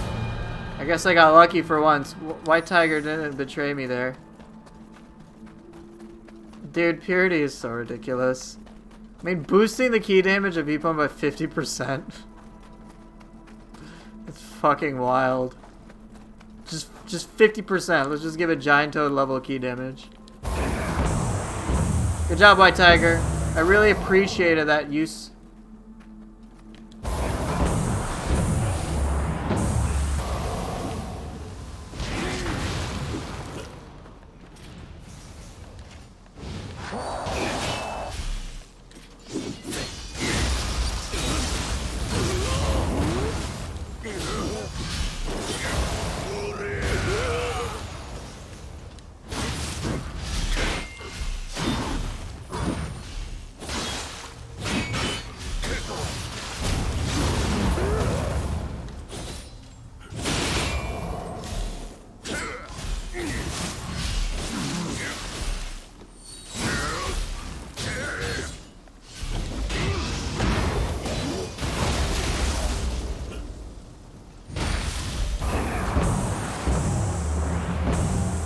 Elevation, dude.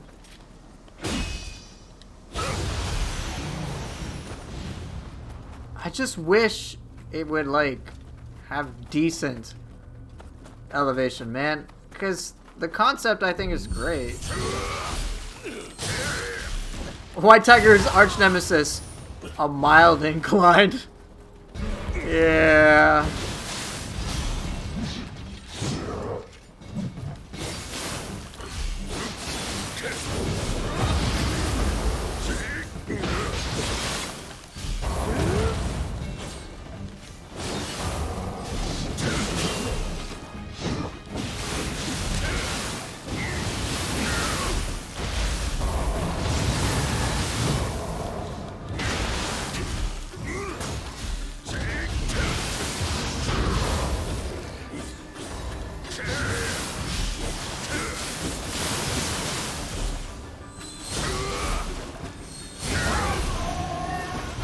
Confusion is silly. Most? The heck is this?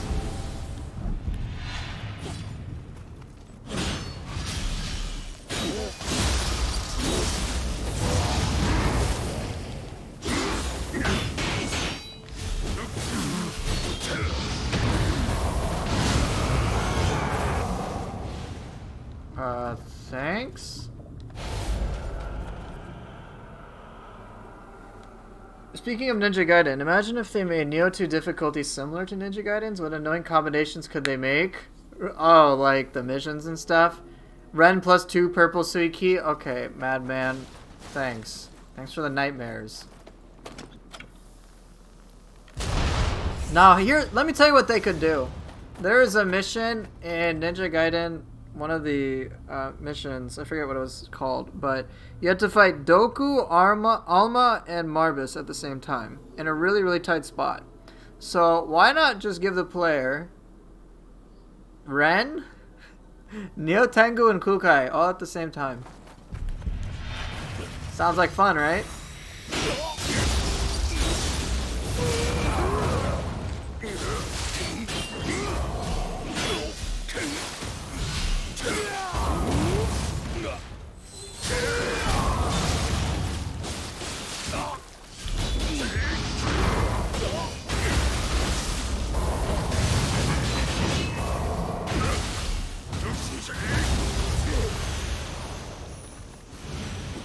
Sounds like Nioh 1 bullshit. I know, right? Alright, we got one more area left.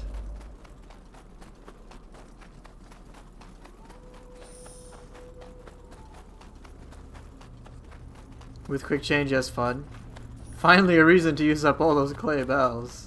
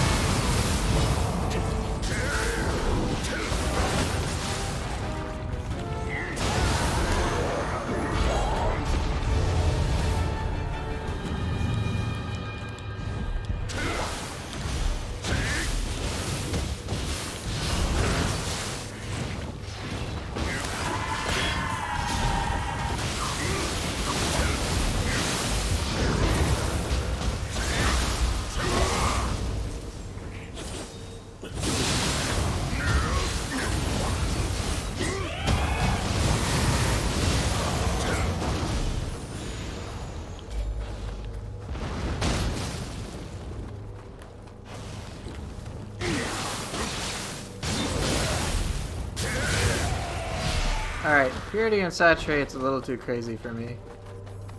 It's too much, man.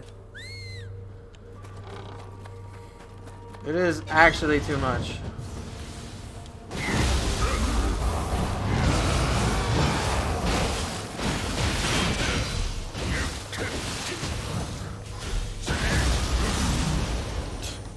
It's just ridiculous. 50% extra key damage, 20% extra damage from saturate, and then purity nonsense on, sorry, confusion nonsense on top of that.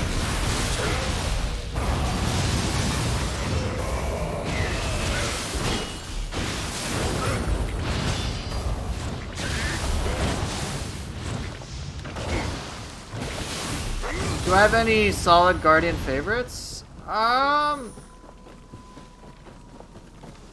There's some that I like more than others, but I'll just switch up anything. I think if I had to pick a favorite, if I had to pick favorites, let's see. I think I cleared everything, right? Yeah. So, Guardian Spirit-wise, what are my favorites? I like Kagewani quite a lot overall, and this includes the passives, the skill. I like it a lot. I like Hyobishin a bunch as well. I also find Rokugezo to be an interesting way to work with Anima, and the Anima bonus is solid as well, but I don't really care for the Guardian Spirit skill.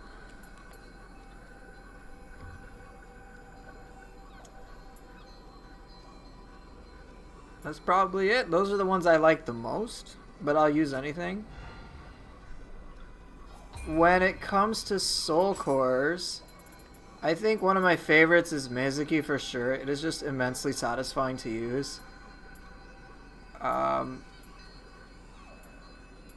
Kamaitachi, this one, the weasel. I also like using this a lot.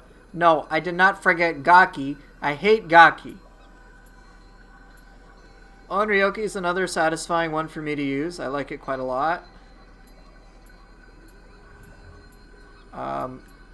Gyuki's kind of fun too.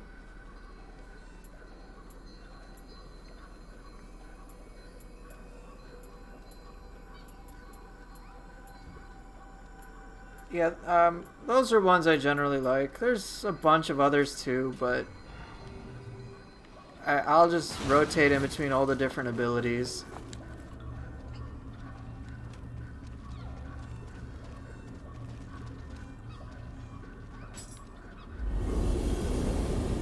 Yeah, no problem.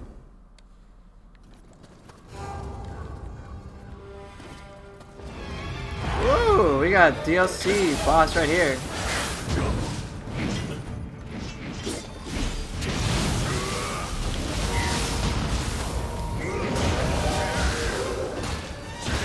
Gopher horn, perfect.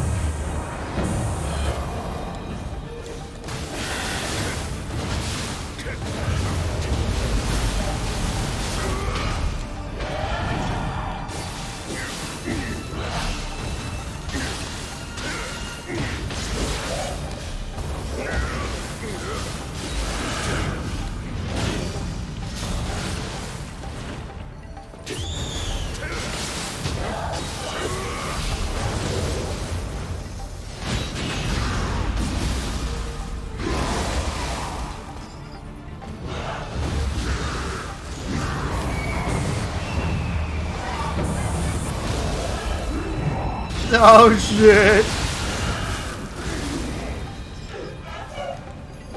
Nah. White tiger. That was kind of funny. Yeah, okay, purity was too much.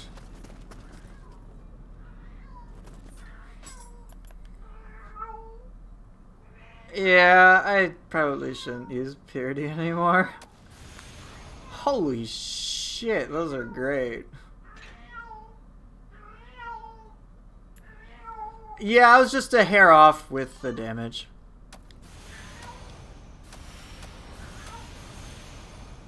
Why does my cat sound high? Because that's Genie. She's just losing her shit. Genie! She has a toy in her mouth and she drags and then meows like a 20 decibels louder than anyone should have to do. It wants to say white tiger is bad. Why am I using it? I guess I should use gray tiger since I have a gray kitty who is losing her shit. Meg, Genie, get over here. Genie.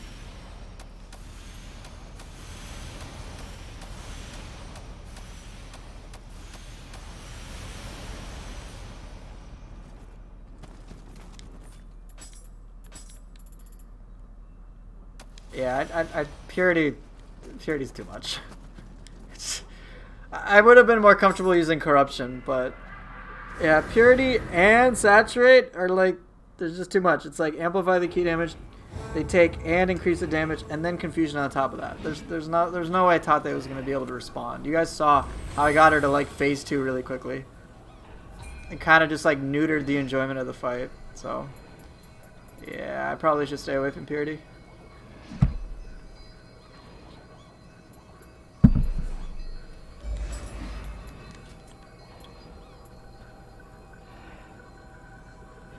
I know, floor 10, but things are then skewed to the unfun level in my book there. I could do that, but I don't like doing that anyway. It's so much easier for me to tinker with things user side by like just not using purity.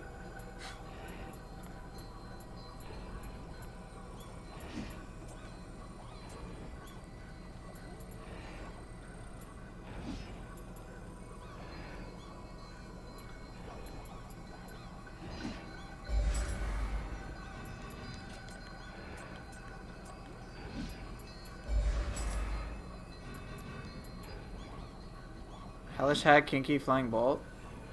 Sure.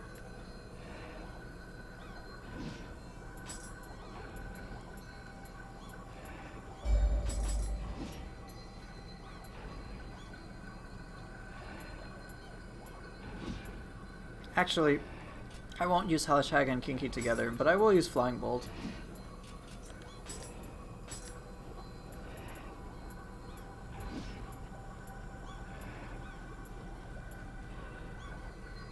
I'm playing on PC, but I'm using a PlayStation controller.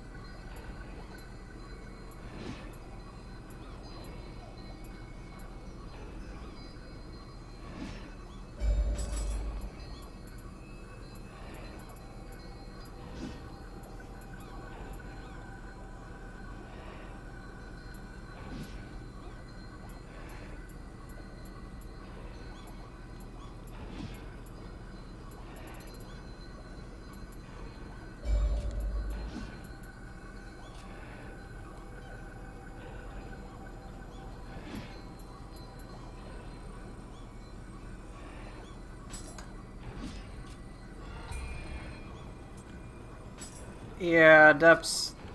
You pretty much die to anything in depths anyway.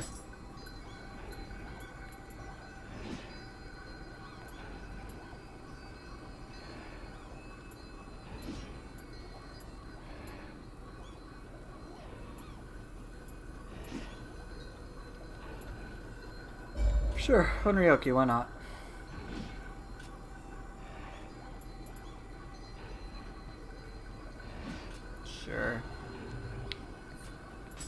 Yeah, alright. Purity is a little much.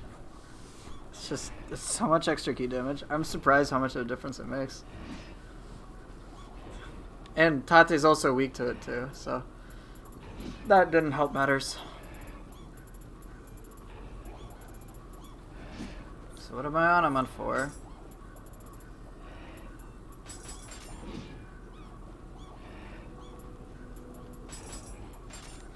I'll go Spear Fists. That should be kind of fun.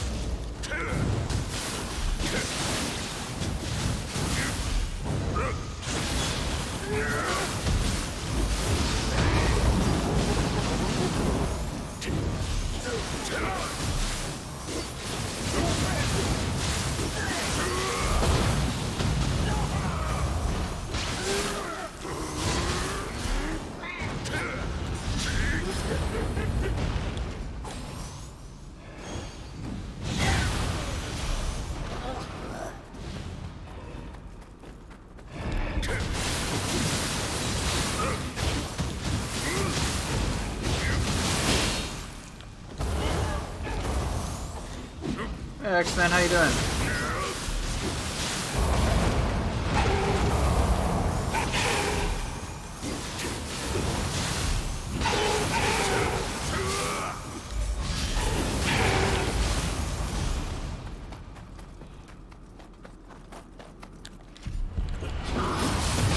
I'm doing pretty good myself. Ooh.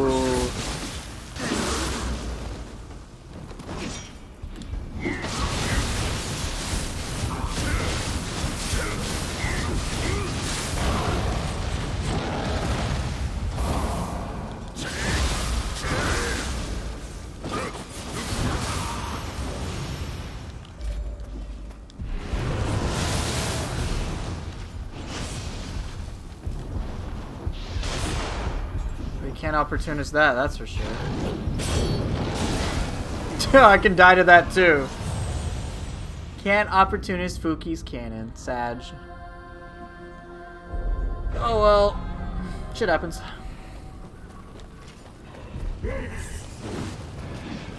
Should I burst countered? I should have done lots of things. I just did none of them, and I died.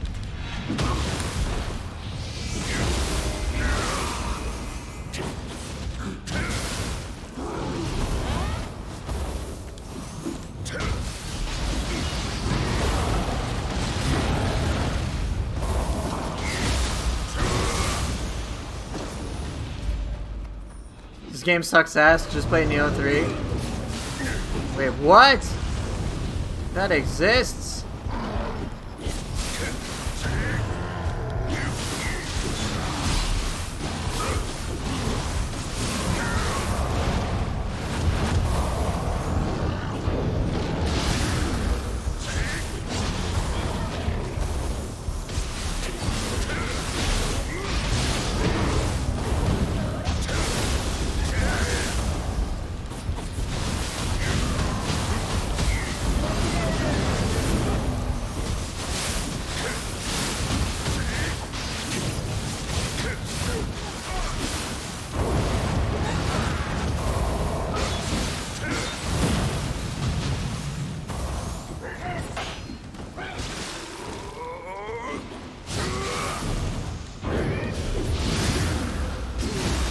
In Nioh 3, we take the point of view of William's son. Do we now?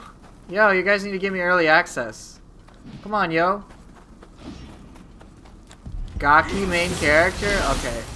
I'm officially boycotting every game from Team Ninja for that.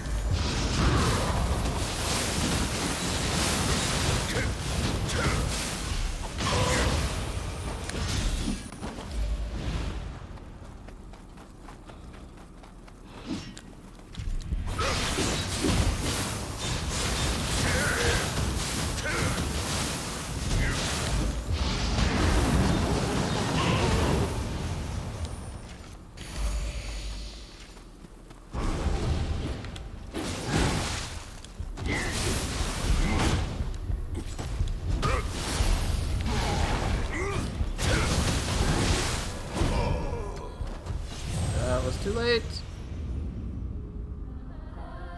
Imagine Team Ninja and Capcom working together. Dead or Alive 6 is Team Ninja's best game. Change your mind. But what if I don't want to change your mind? What if I want to leave you happy?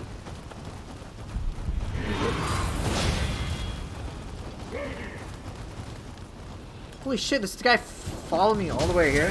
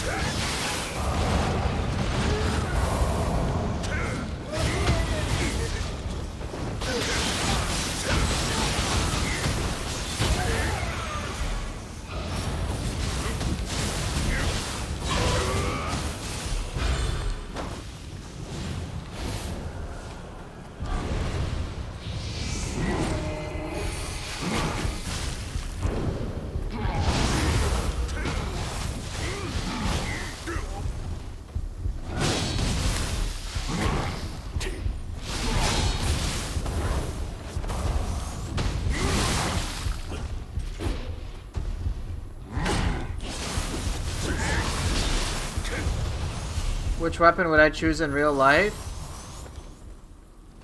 Yeah, I'd probably choose Spear. Keep away from targets forever.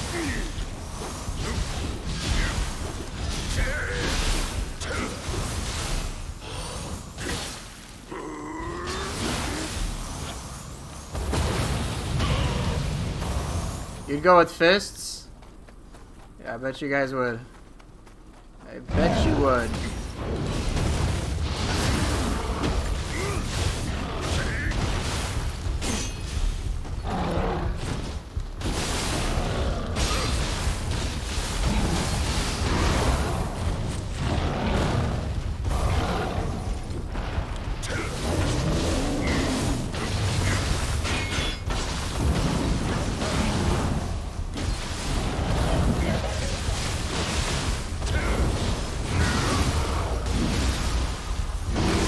If I was to have a yokai as a pet, who would it be? Scampus. Just have the Scampus permanently, man. Seeing someone wield the Kusarigama would be quite a sight to see. Yeah, it probably would. You'd have Konaki Gigi as a pet? Okay.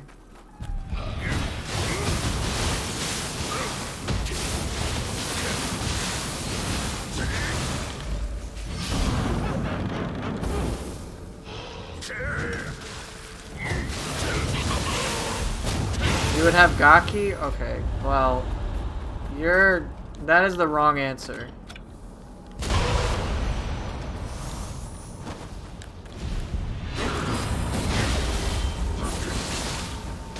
Imagine taking Mitsume Yazura for a walk every day.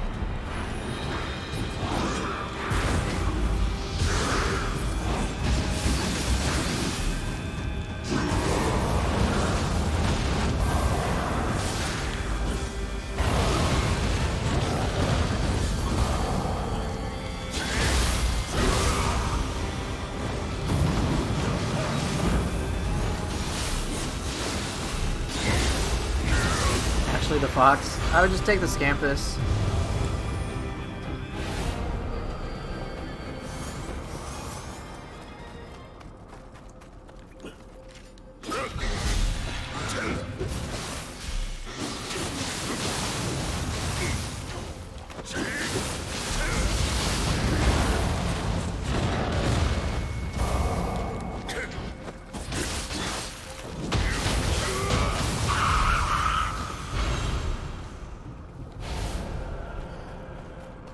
You guys are so weird.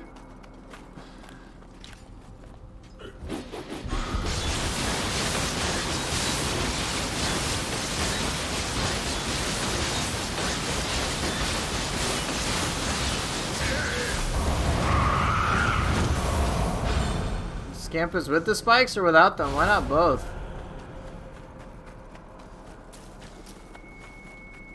I don't mind having the one with the spikes or without. Still a Scampus.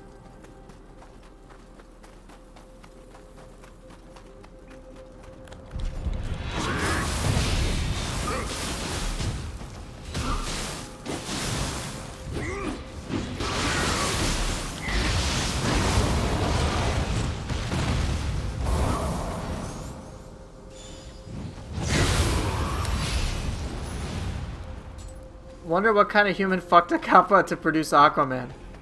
That is the stuff of nightmares.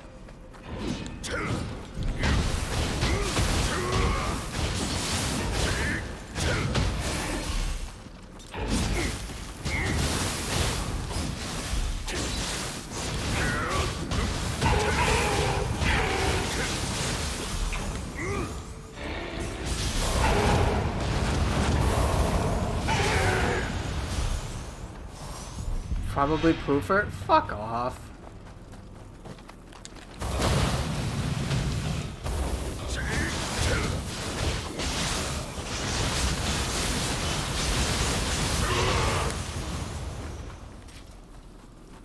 Aquaman looks kinda Indian, does he?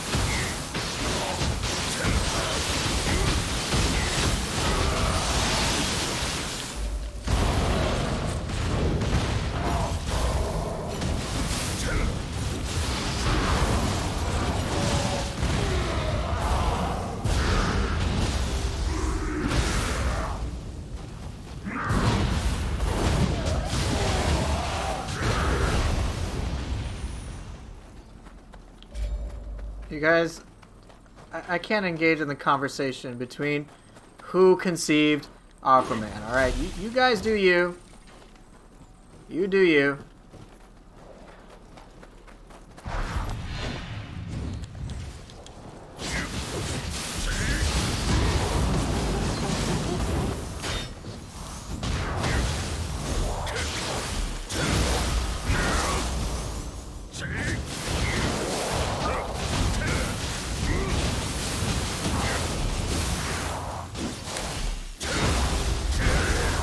You guys continue your very well-mannered discussion.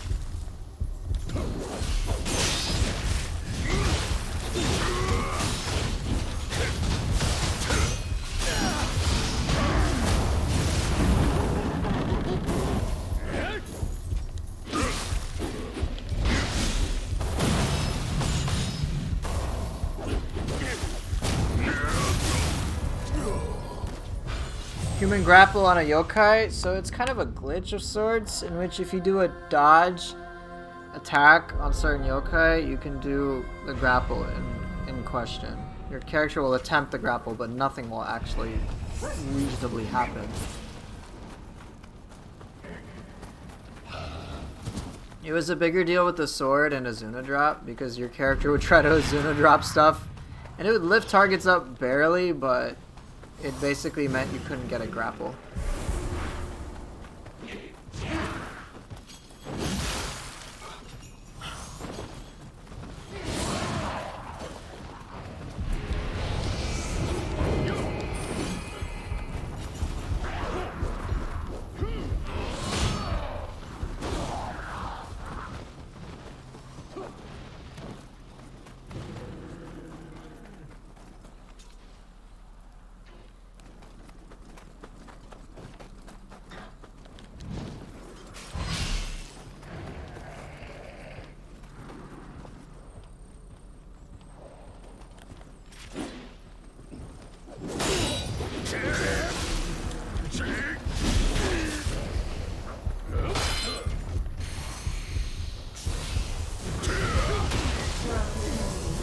It's alright, honey. You good? You got what you needed?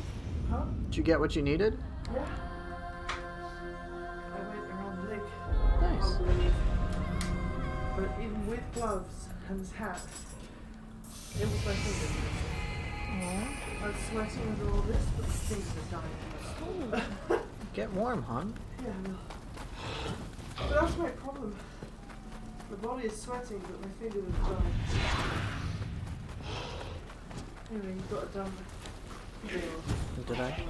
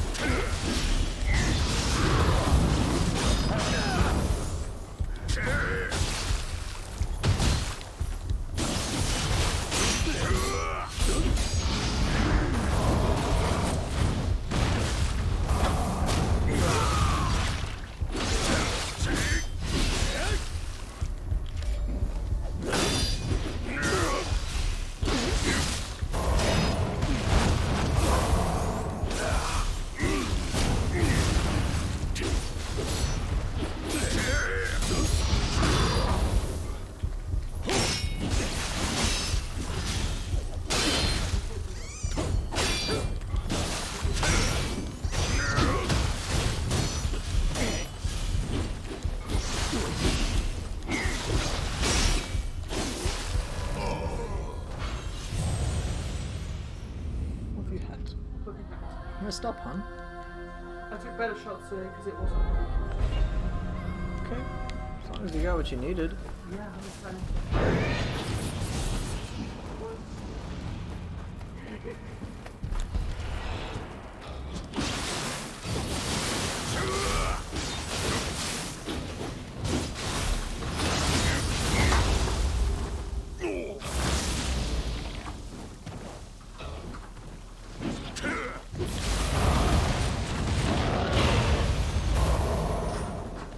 I wish we got more active skills in general. That'd be awesome.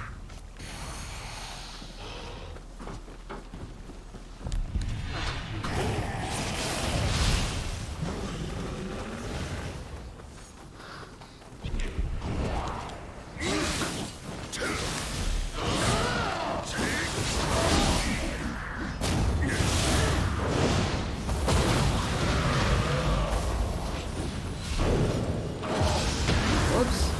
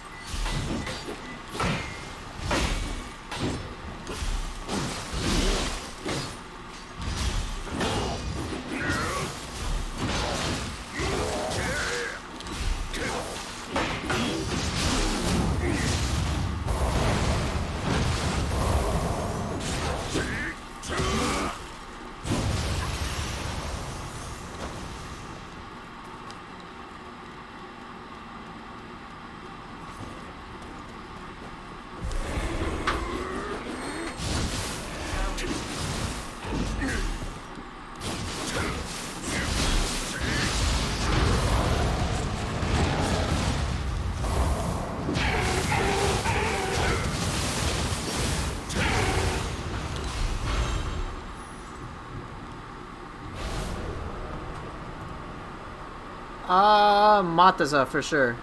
He was much more fun than Shima ever was.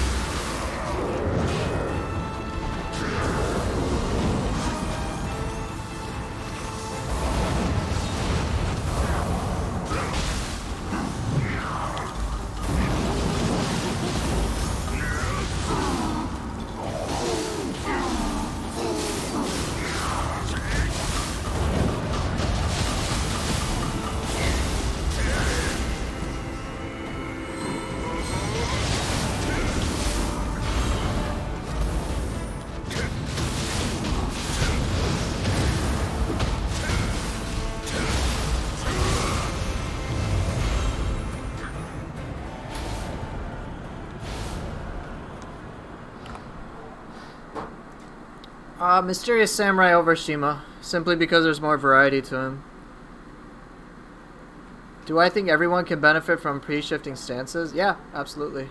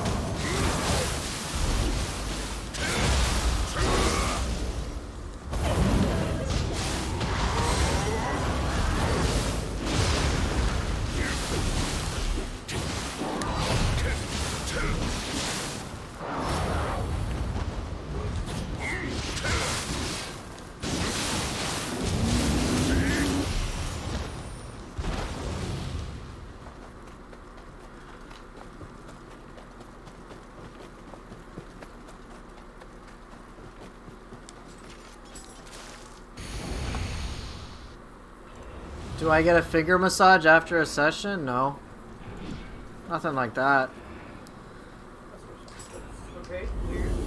I crack my knuckles and I just move my fingers every so often. So it's never really an issue. You'll see me fidget, move a lot. Part of that. I don't want to keep them stuck in the same position. It hurts.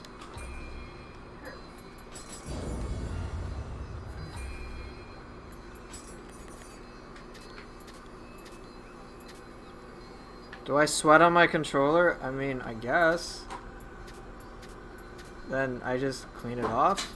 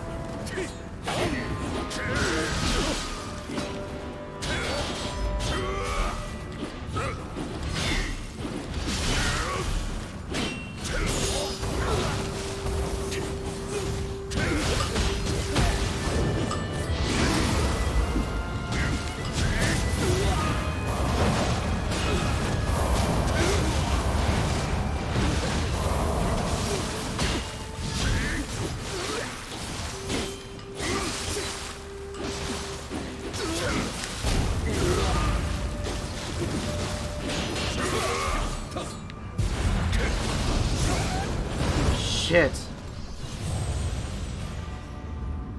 Like how I had to look down to check. And yeah, I guess I try to answer as honestly as I can, you know?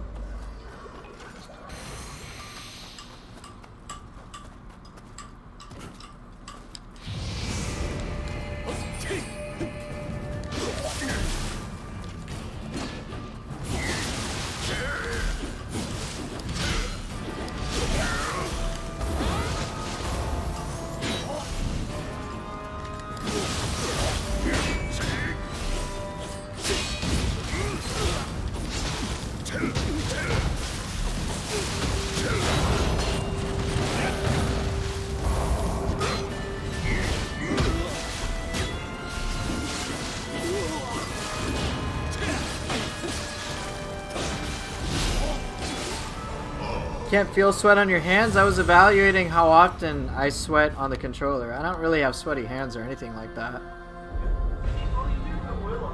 Yeah, I mean, I do eventually put like whatever oils I have on the controller, but I don't like profusely sweat.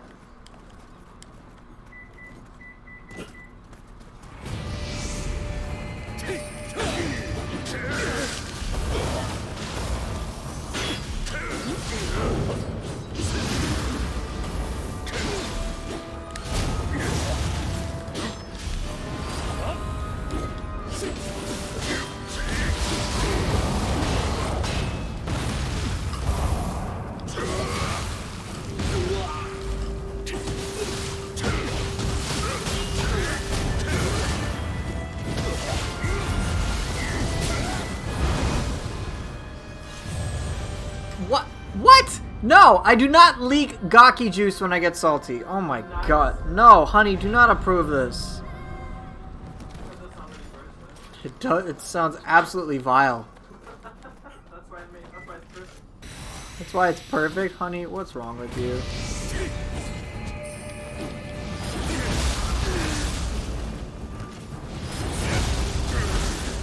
Double grabbed, nice. Yeah, sorry, honey. I'm just distracted. I heard it, though.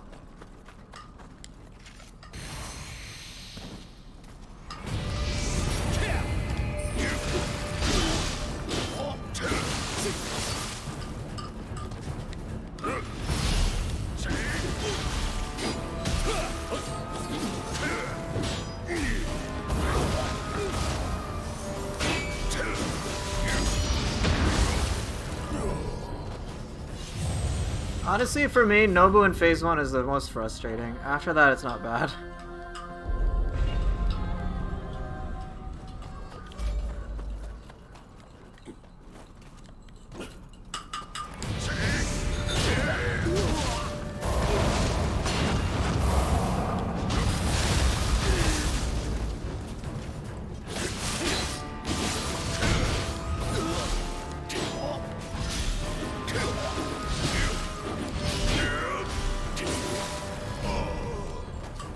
That's why. The low stance stuff and the grabs, like, it's kind of like, it occupies the annoying human stuff as opposed to anything else.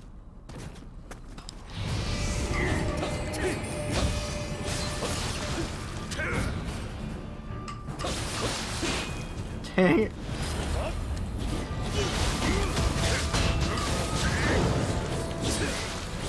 Got me out of key, there's nothing I could do.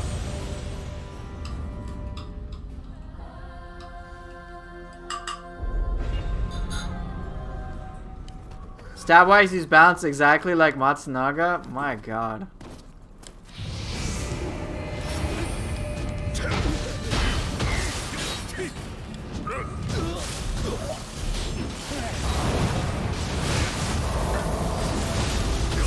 Oh, man! I guess it's the annoyance design? Yeah. It's just annoying. Honestly, once I get him to Phase 2, where he does all the super crazy anime shit, it's fun, and it's more interactive.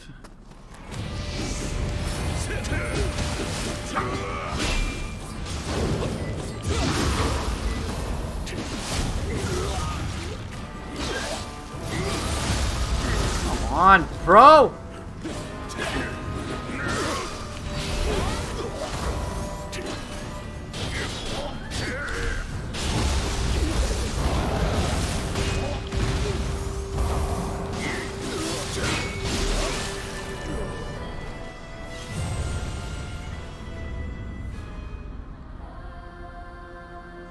Honestly, I find him more frustrating than Ren. I mean, he does have burst attacks, so he's a bit more manageable, but like... Still, it's not... I mean, it is what it is.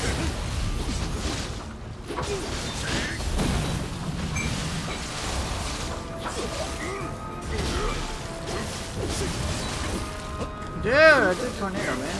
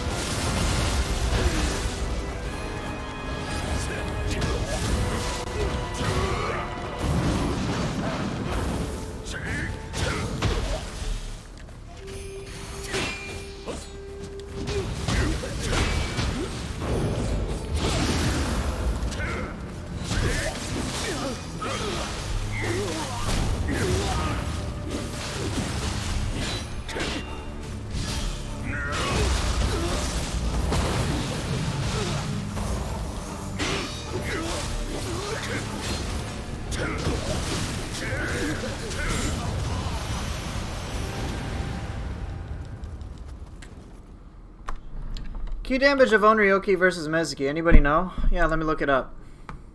Hot chocolate's there on the table. Thank you, honey. Onryoki does 397 key damage. Wow, that's actually really high. Mezuki does, if I'm not mistaken, 418. So it's slightly less. Not much of a difference. It's like 5% difference.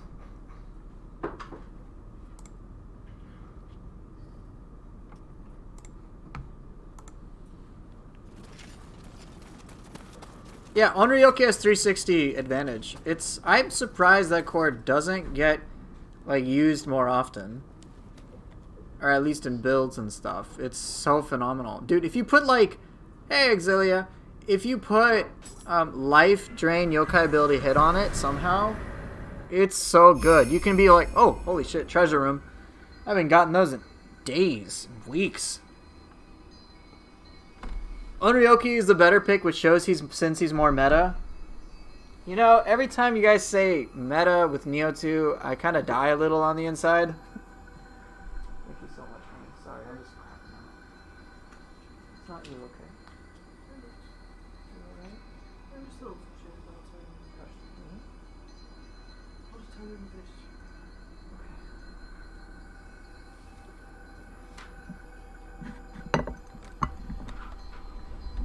Yeah, Onryoki's passives are great, but just like the anima damage taken mid attack is pretty crazy.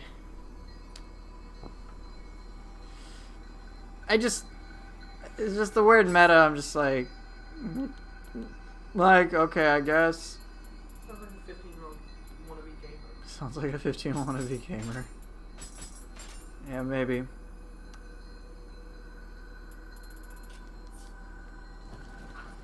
Onryoki! Oh yeah, efficient Onryoki use. It's also good for smashing things. With Yumehame, this is the true meta, ladies and gentlemen. Yeah, Onryoki clears the treasure room too efficiently. Please nerf.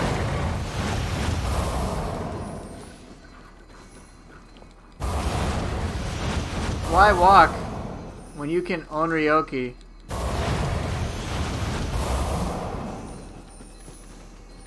Ubame joins the chat.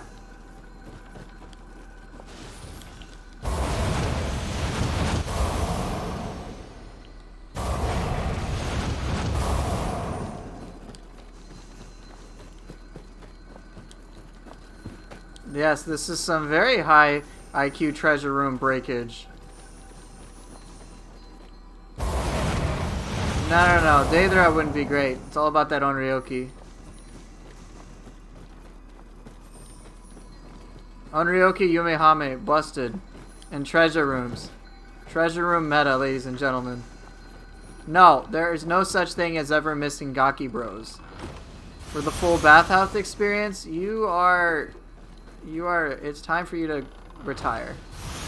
Exactly, you need iron balls to break treasure.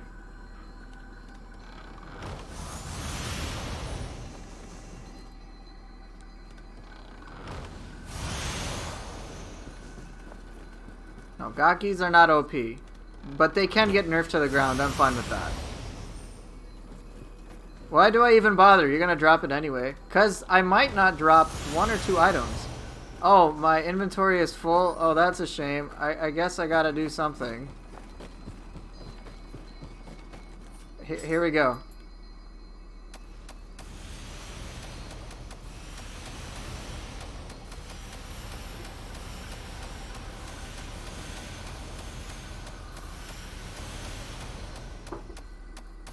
Oh, hey look, a Yatamir.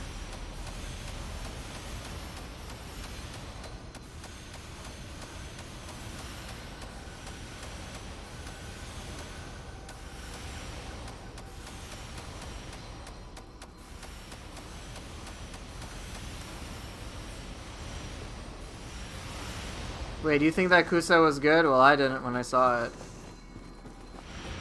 I don't care about Fuki's Kusarigama. It matters nothing to me. I don't need it. Oh, it's too bad. It looks like I looted this treasure room for absolutely no reason. Oh, no! It's like I don't need any of the loot, but I decide to loot anyway, because I'm an idiot.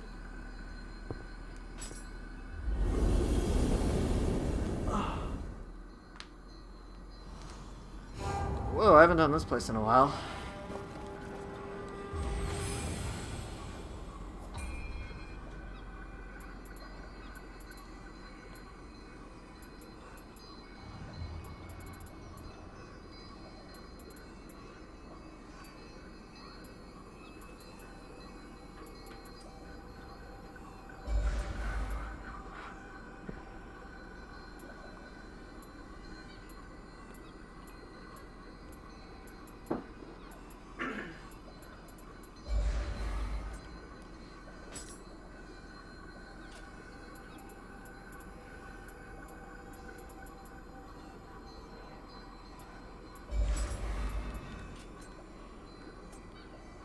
Tesso Umbrella Ongyoki.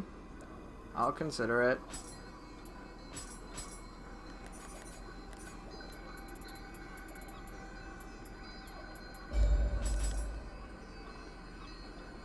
You just got a treasure room too? Thank you, Yumihami.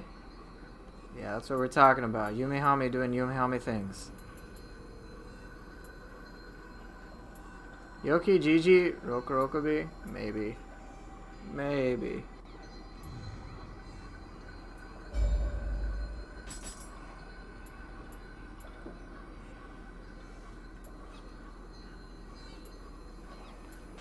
Actually, screw it. I don't need Yasha on here.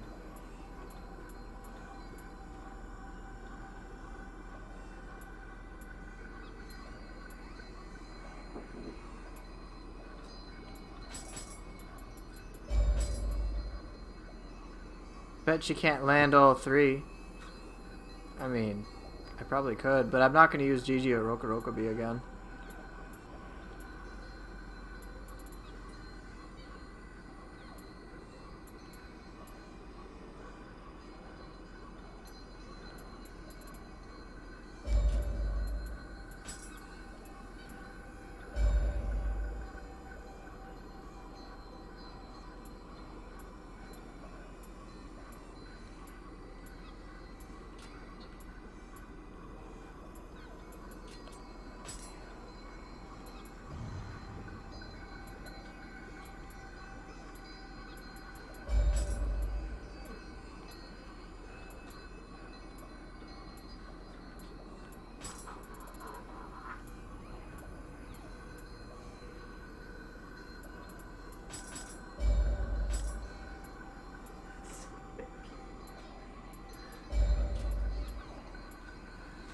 Alright, let's have some fun. Tate Ibushi, Mizuki, Aberrant Soldier. This is going to be a little wild. Gyuki, Skeleton Warrior, Ongyoki. So 3 very expensive cores, and then cheaper ones from then on. So I'll probably swap out Skeleton Warrior in favor of something else.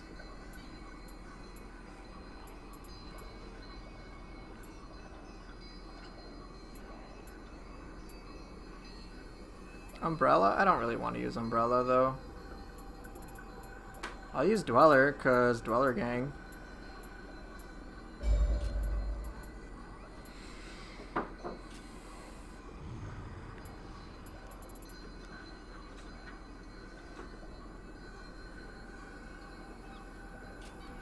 Yep.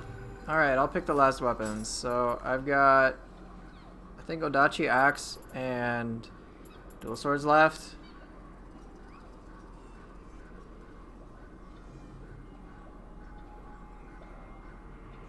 Should I go super heavy weapons? You guys want super heavies or dual swords and something else? No, I'm not using bare hands.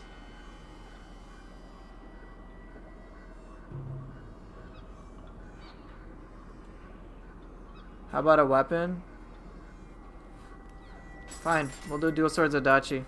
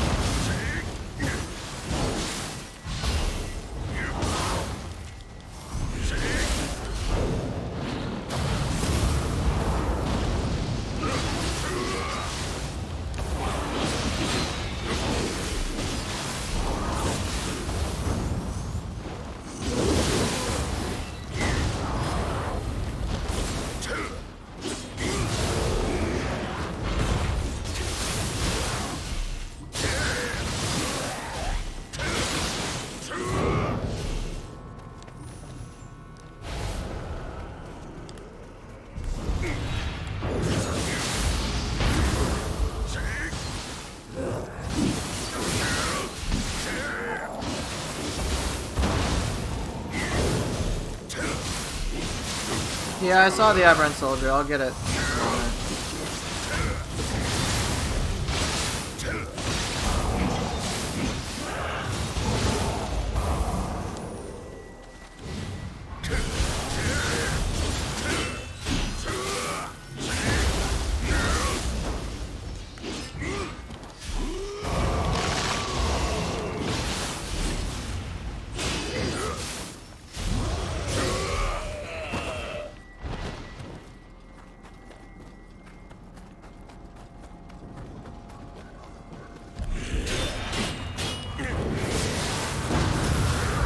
Find this map good for farming if you're trying to get graces, good enemy count, and not too large spread out. Oh, interesting. I didn't know that.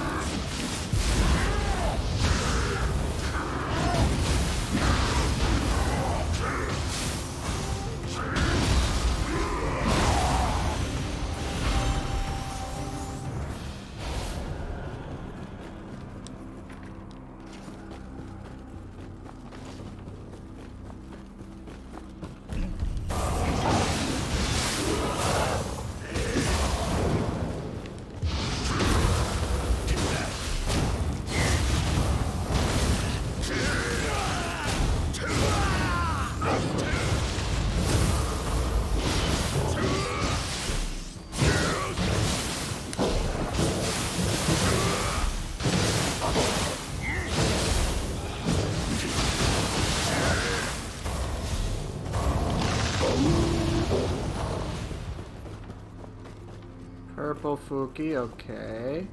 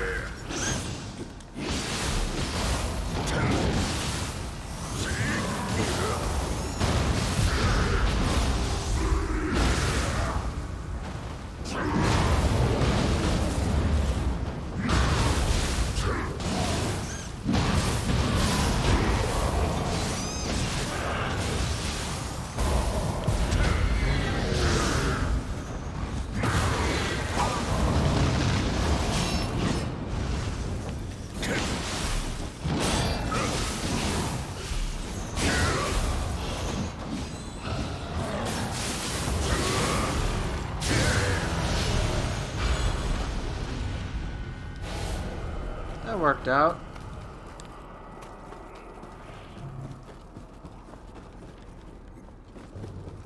Thanks, man.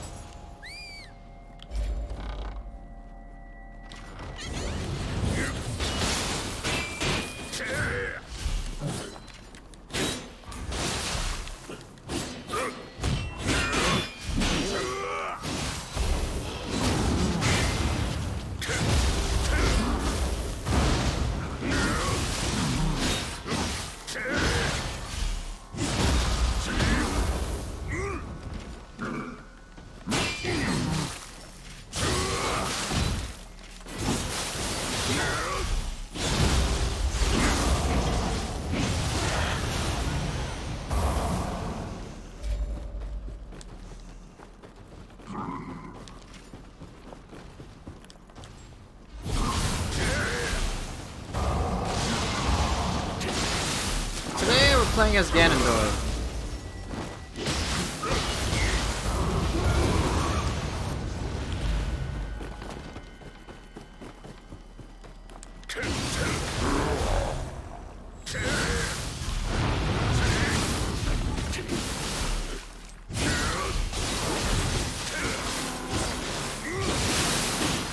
He is very much angry.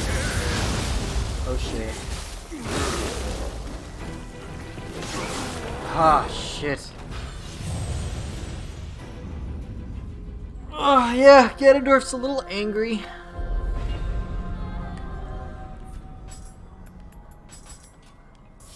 No, he's not getting revenge on Zelda. He's trying to make friends because he has no friends.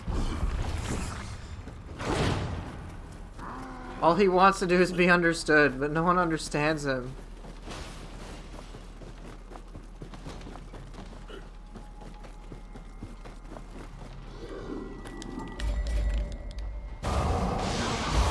Why make friends with his enemies? Well, that's part of the problem with Ganondorf. He's just built a little different, so he doesn't understand.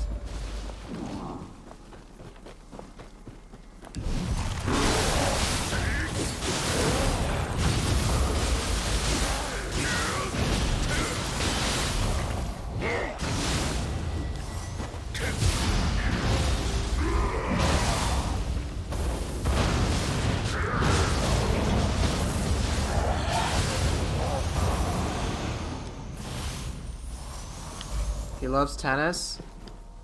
Yes.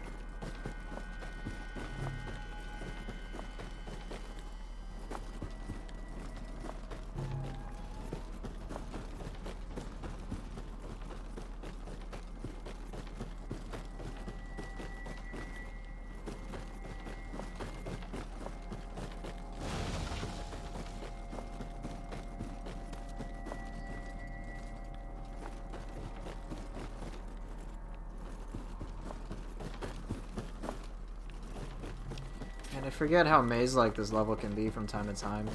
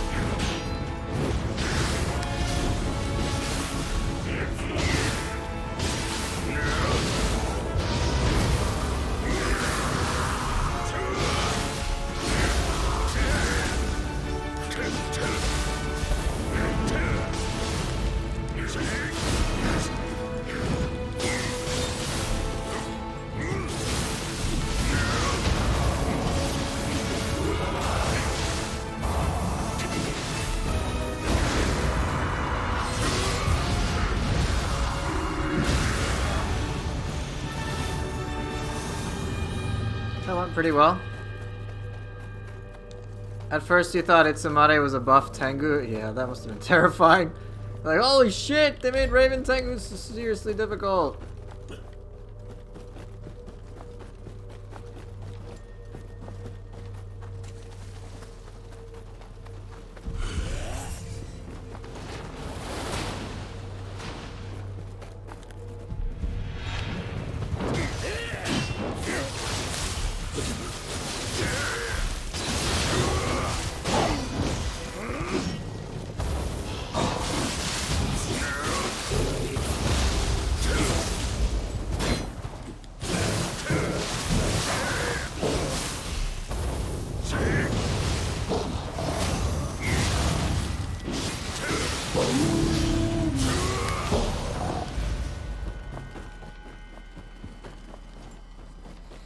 There's just one area left.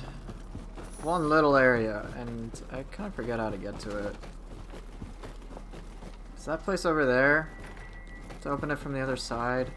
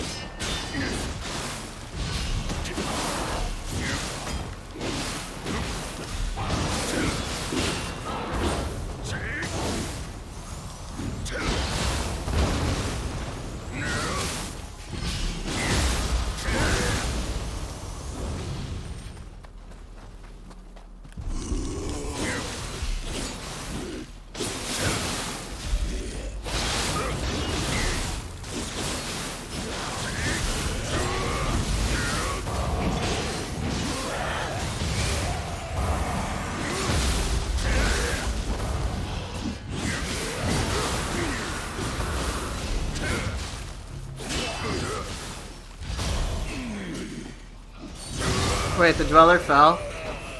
That's kind of funny. I don't remember how to get to that area.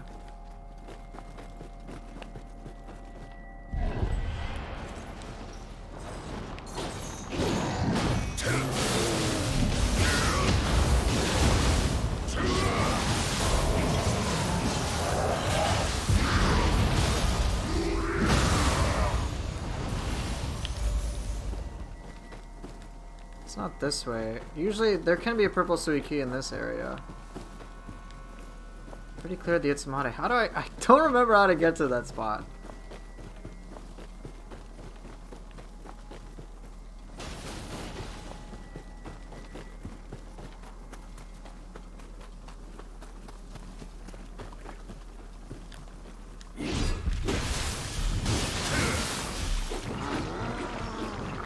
Hey, what's up, Valathrian? Valathrian, is that correct?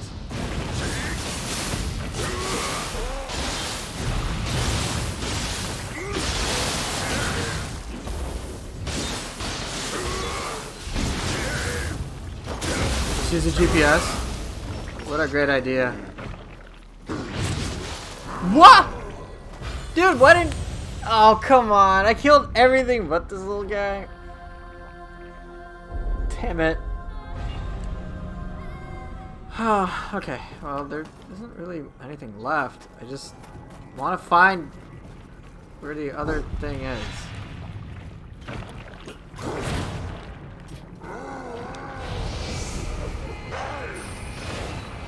Legit don't remember. Yeah, this is the depths. I'm just redoing some. I'm a fucking idiot. Oh my god. It's from the starting point. Oh. You're not sure which one to get? You can just get Nioh 2. I'm an idiot. Oh my god. It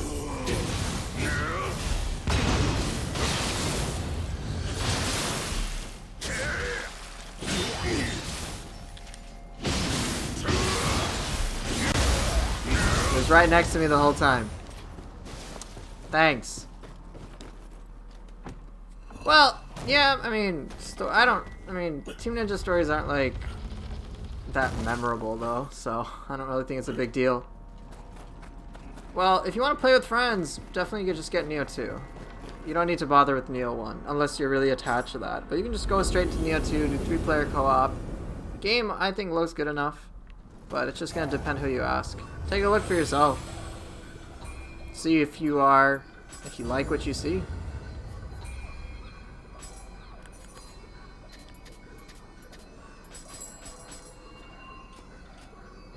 Sasuke dying is not memorable? Dude, it's Team Ninja's story. I literally don't care. Oh, we got a DLC 3 boss. Hey.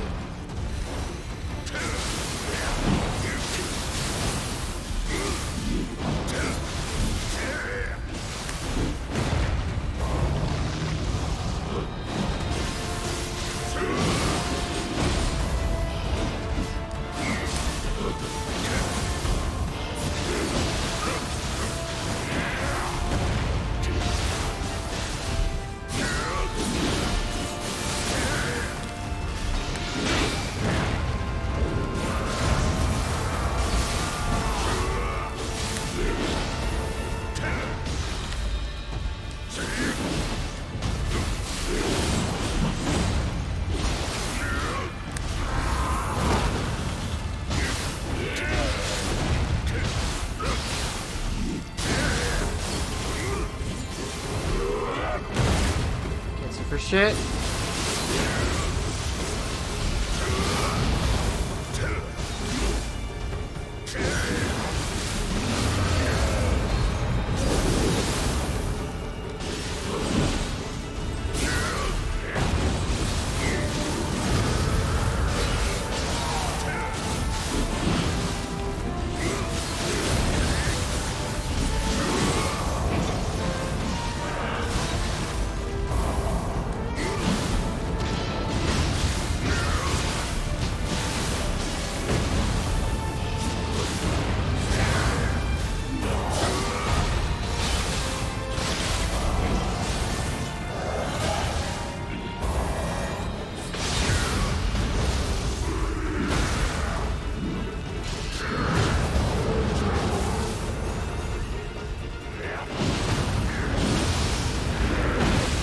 Oh shit, dude.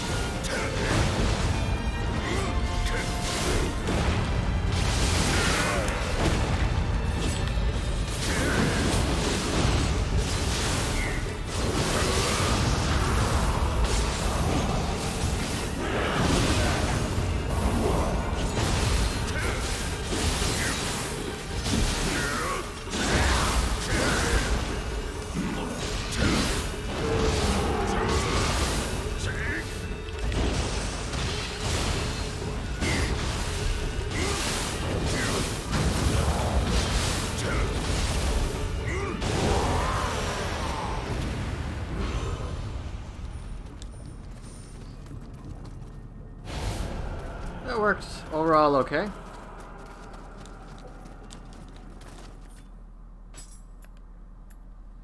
Thanks.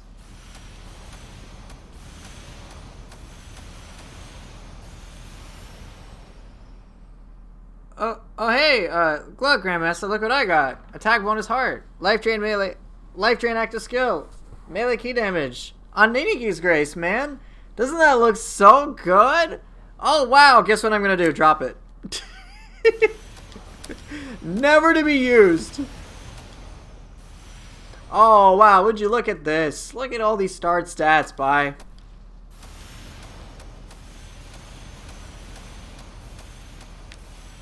How could you? I know, I'm a monster. I think I already have one. That's why I'm a gaki? Screw you, man.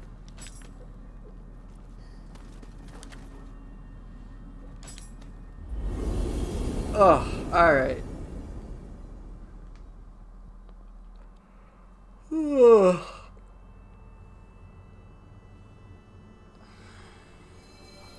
Good job, Ganondorf.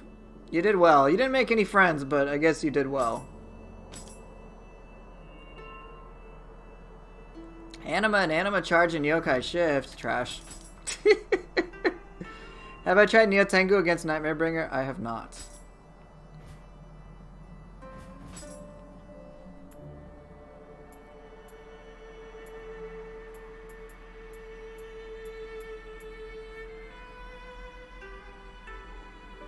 But you missed a thing, Nightmare Bringer ignored Fang Break. I don't think I was close enough to him, because it's worked before.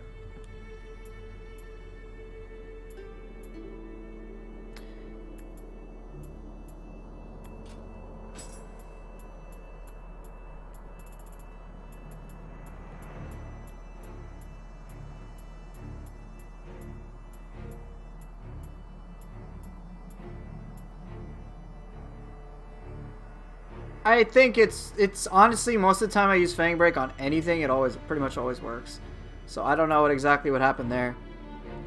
This game looks really fun. Why is it low views on Twitch in total? Oh man, you'll be here for like an hour talking about it. Why? I think what it boils down to is this. When players get into the game, too hard is the net of it. I think that's an oversimplification.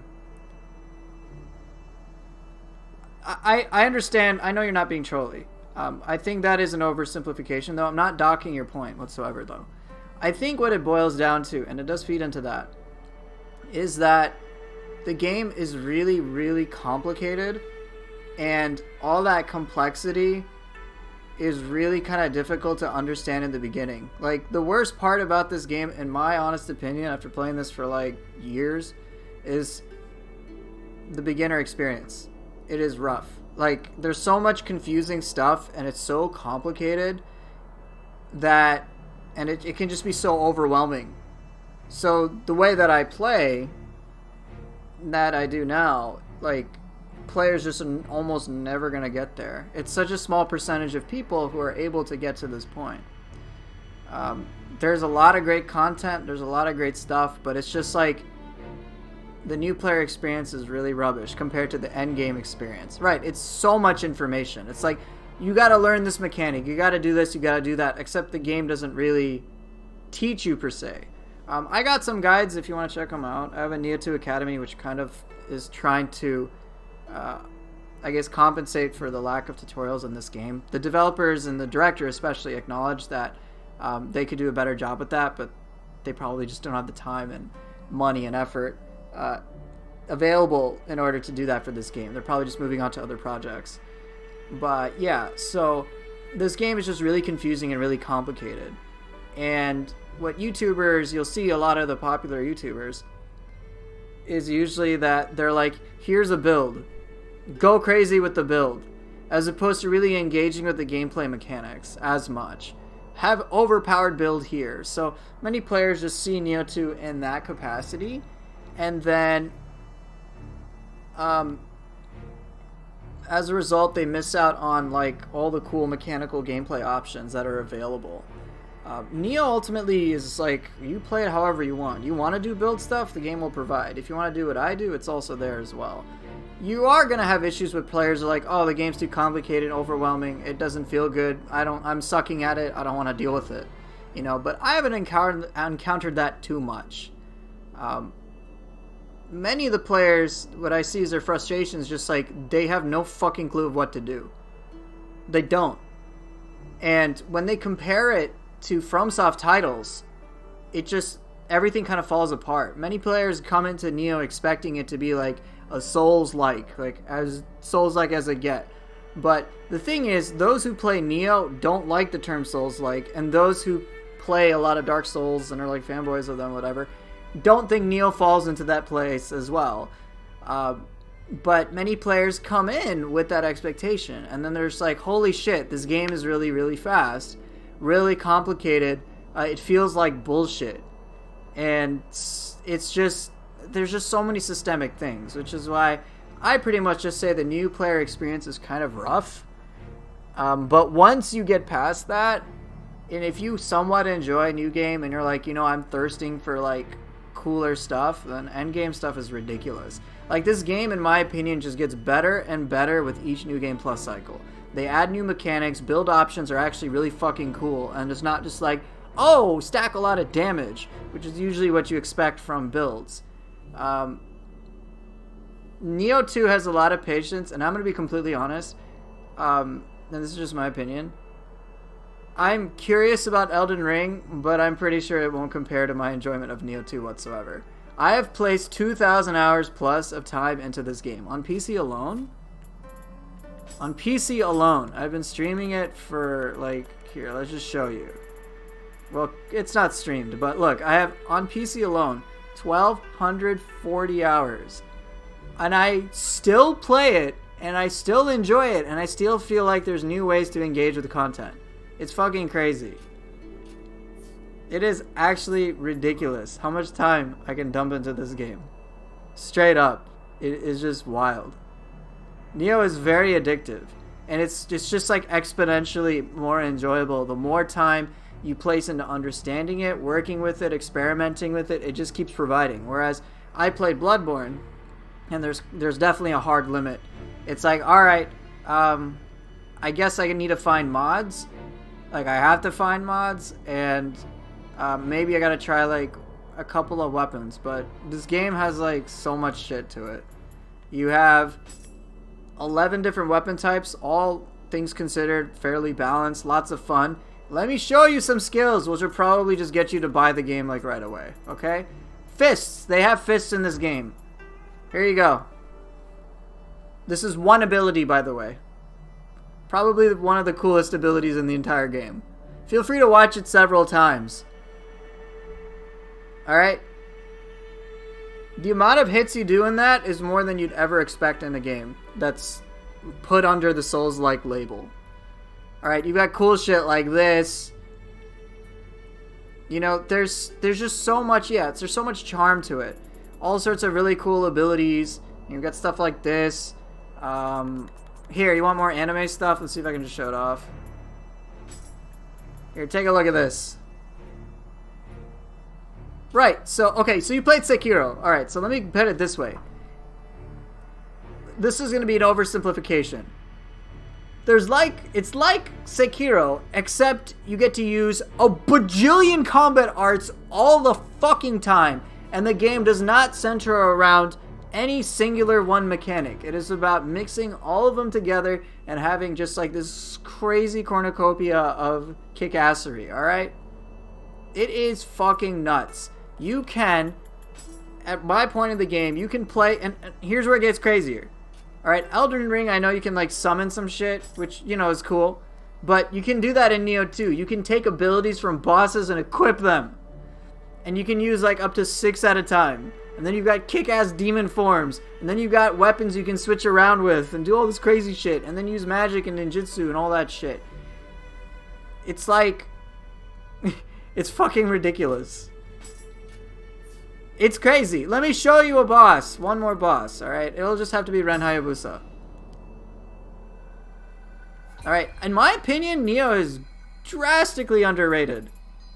And it is such a shame. It is such an amazing game that I wish people would just give more of a chance. It is so fucking good, dude.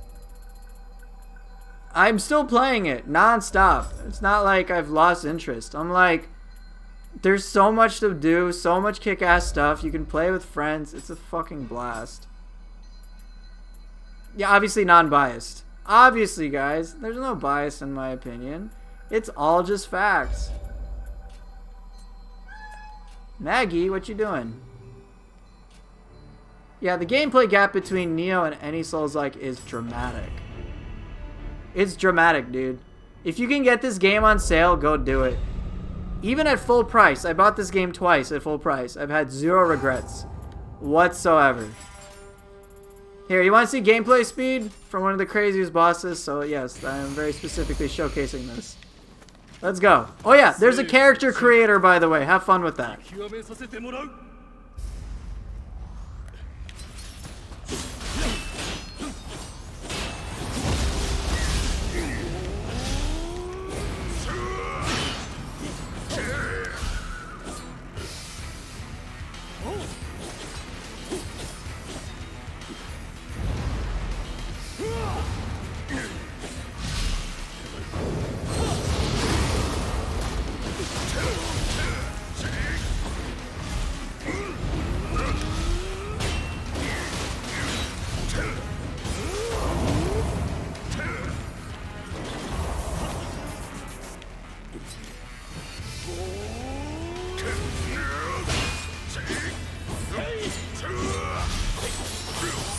Oh shit!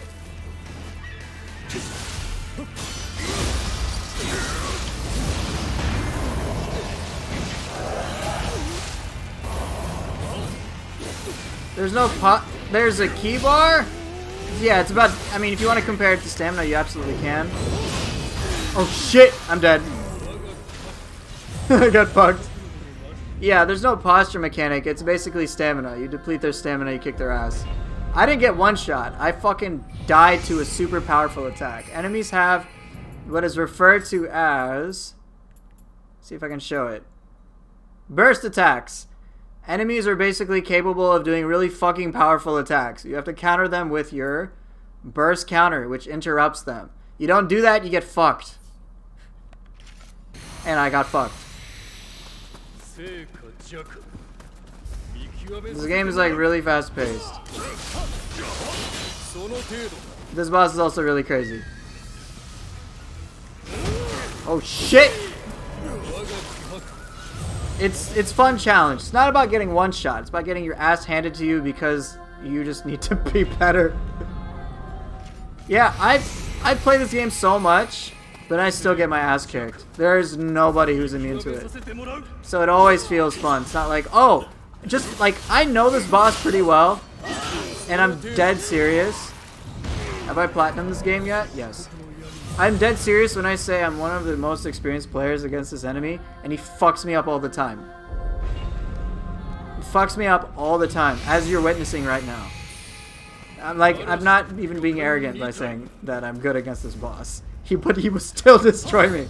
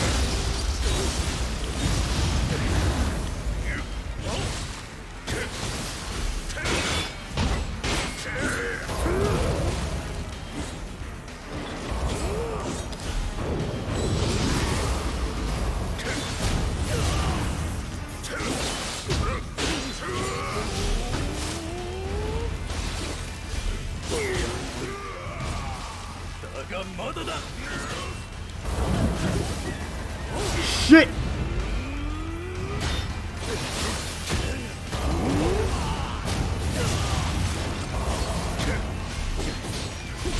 Fuck!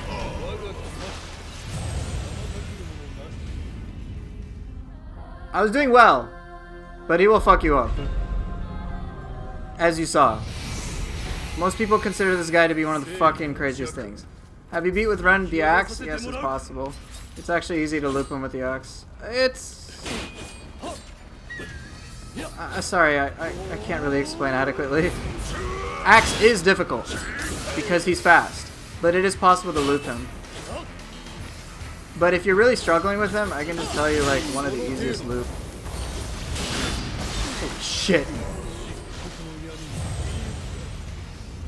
If you want, I can legit just show you a loop, and then you don't have to worry about him. But not with the axe. One of the easiest weapons to loop him with is spear. Axe is a bit more complicated because you have to plan your moves in advance to do the loop.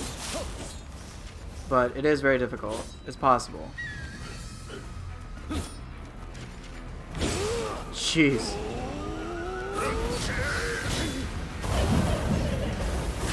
God, you had to be evasive.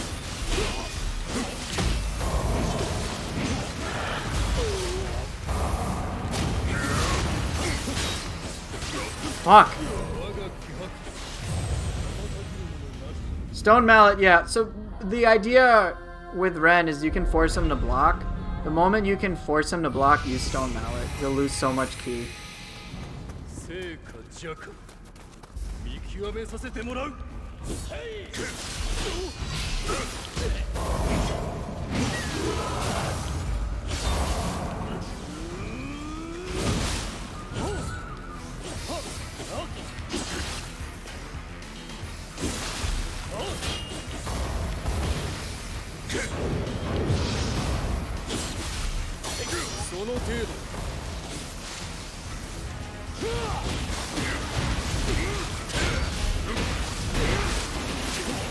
Yeah, that's gonna be difficult.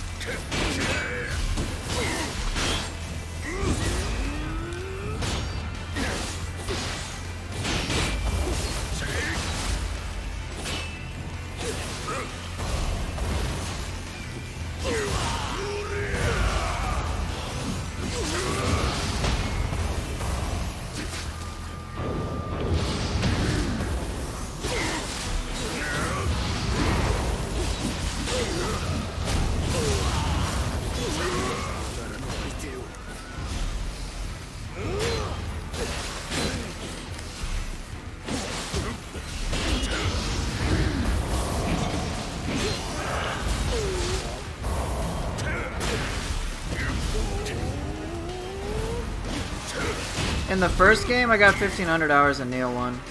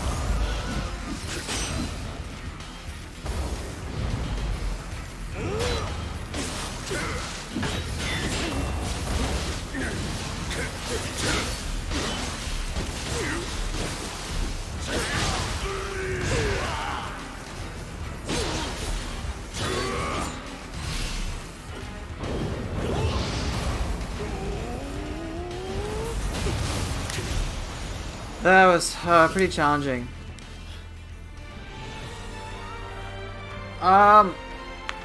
The thing is, from what I understand, PvP wasn't added in in part due to soul cores. Basically, they never felt they could find a good way to balance everything and make it feel good. Some of the suggestions even I was thinking about ultimately would feel kind of bad. Like, let's say you took out soul cores entirely and just had it like weapon-based weapon play. It kind of feels a little half-assed. And so but basically they said for what they wanted, it was too complicated. Think about this now. You fight revenants, you fucking hate them. Imagine dealing with soul cores on top of that, and fists, and builds, and all that stuff. So yeah, it's pretty wild. All right, let me show one more yokai. I'll show one more yokai. These are like super difficult, so don't use these as your metric. Skill PvP in Nioh 1 is overall fine, but imagine doing that in Nioh 2. Well, fighting revenants is okay, but imagine dealing with shit like hyper armor and then you can never get a hit in. I imagine they probably play tested it and were like, feels pretty bad. Alright, here's another kick-ass fight.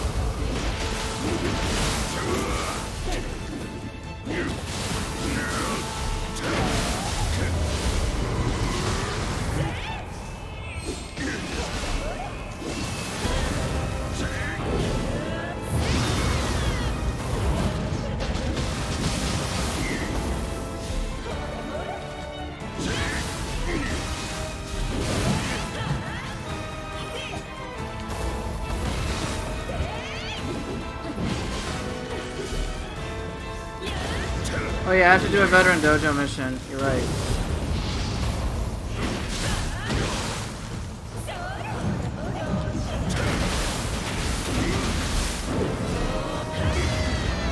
Damn it, that's a good opportunity.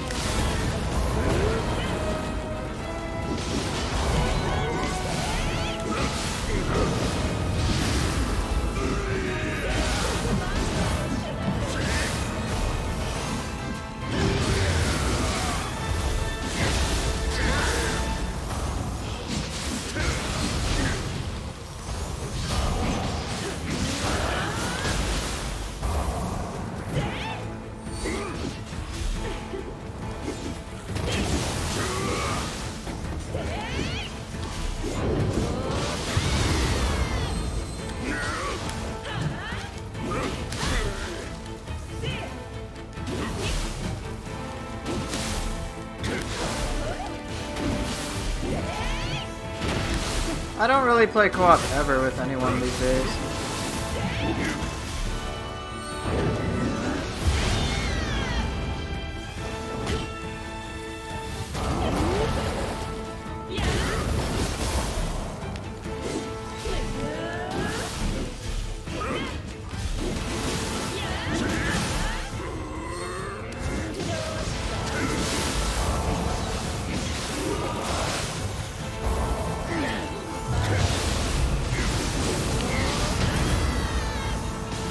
Brilliant.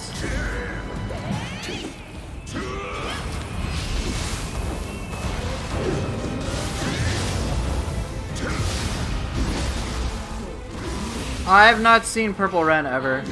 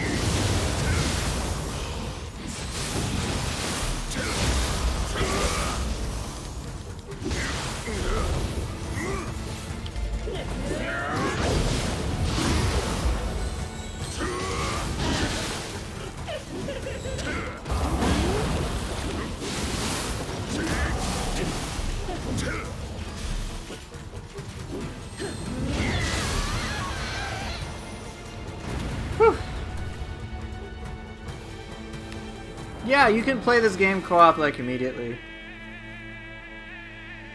I didn't get to show everything I wanted, but that works pretty well. I think it's a good stopping point. Yep, Benkei does block fireballs. Really handy. Yeah, I unfortunately whiffed a lot. Mezuki whiffed, Tate whiffed a bit, Dweller got lost. Yeah, so if you didn't know, and I'll make sure to showcase this. No, I don't want to fight anymore, I'm done fighting. You got a character creator. And you can trade codes with people assuming you're on similar consoles or platforms. So I actually have characters such as Danny Trejo, Tifa, Waluigi, Harley Quinn, a boss in Nioh 1, Akaza from Demon Slayer, Yoruichi from Bleach. What about the dojo mission? Oh yeah, I gotta do that. Geralt of Rivia, Nick Fury, She-Hulk, Virgil from DMC, Azula from Avatar Last Airbender, and then I'm using Ganon. So yeah, you'll have a lot of fun doing all that stuff. Just customizing your character. You can trade codes with players and stuff like that.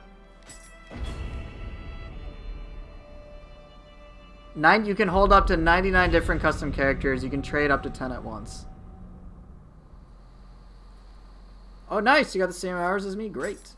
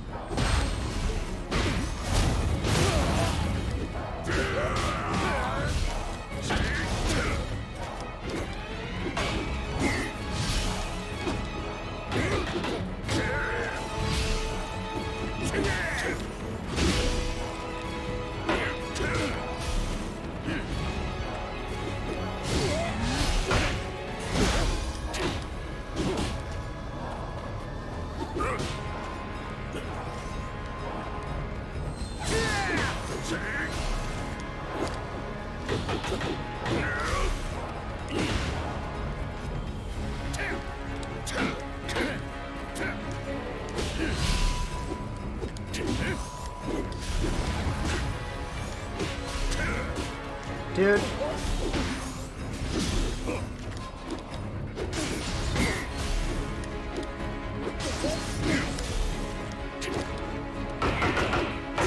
Why do you suck so much, dude?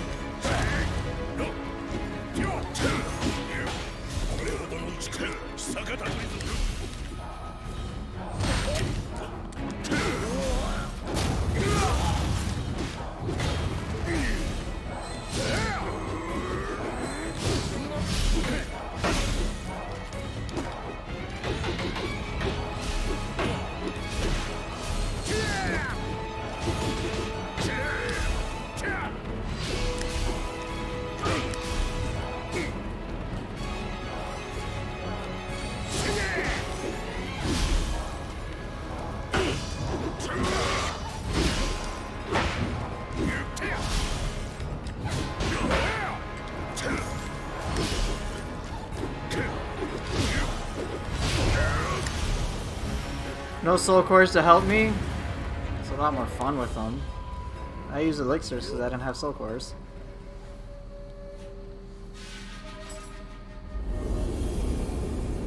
Pretty much like most of the fight is just dealing with that hyper armor dodge attack, and that's it. That's it. That's pretty much it. But yes, there are cinematic cutscenes as well. It's not just combat all the time. It is for the most part like that.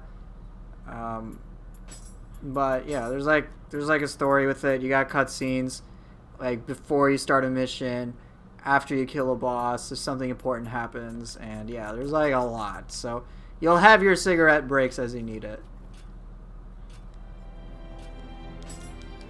Alright, dude. I am tired. There's a lot to this game. It's a game you can sink your literal life into.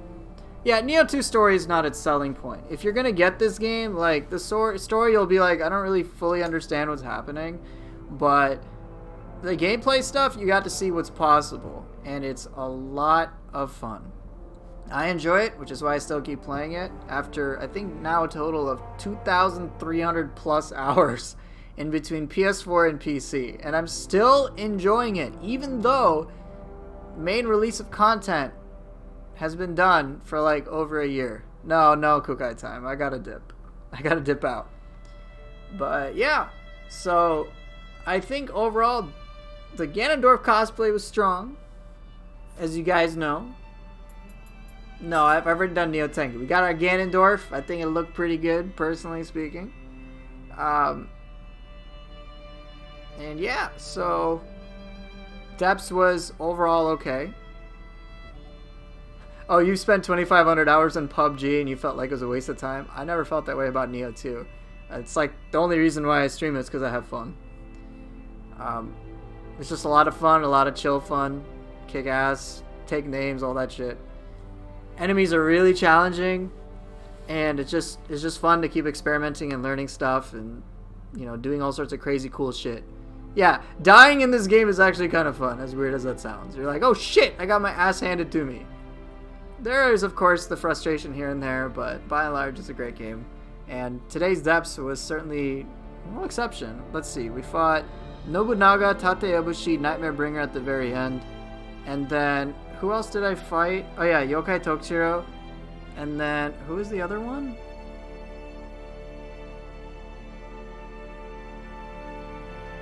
You guys remember who the other boss was? I remember Yokai Tokchiro. I remember Nobu. I remember Tate Ebushi, Nightmare Bringer. But who was the last one?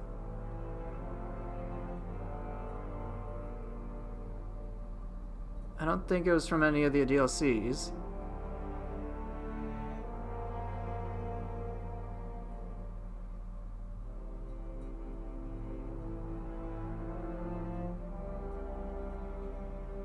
Any clue, anyone?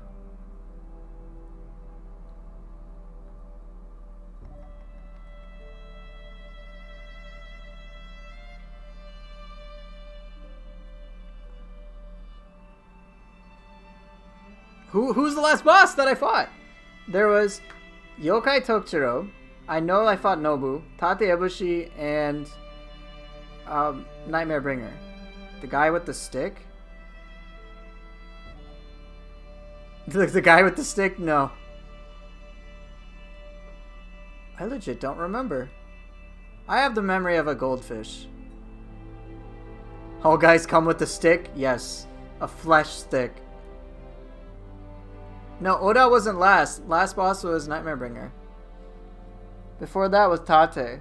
Before that was Nobu.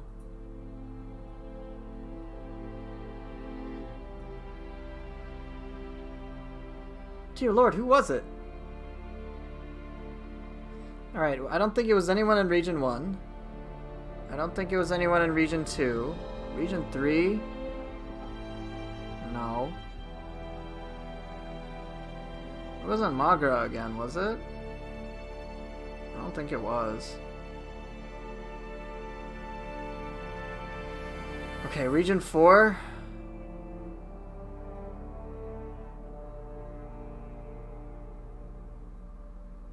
Wasn't Saika, wasn't Shibata. Wasn't normal Tokshiro. I didn't fight Shuten. I didn't fight Maeda. I didn't fight Aquaman. I didn't fight Azai. Oh, yes, you're right, Otakemaru. Okay, you are correct. Yes, thank you so much. Yeah, you're right. That's the one where I did Umanudo with the flappy arms and whiffed that. That was interesting. Okay, so we had Yokai Tokchiro, forgettable. Otakemaru, obviously forgettable. Nobunaga, a little annoying. But then Tate Ebushi and then Nightmare Bringer to finish it off, that's great. That's fine by me. It balanced itself out. So even if I didn't get the most exciting bosses all the damn time, Ganondorf is still pleased that he got to murder them. So I'm just going to go out on a limb here and say the game is great as always. And yeah, it's good stuff.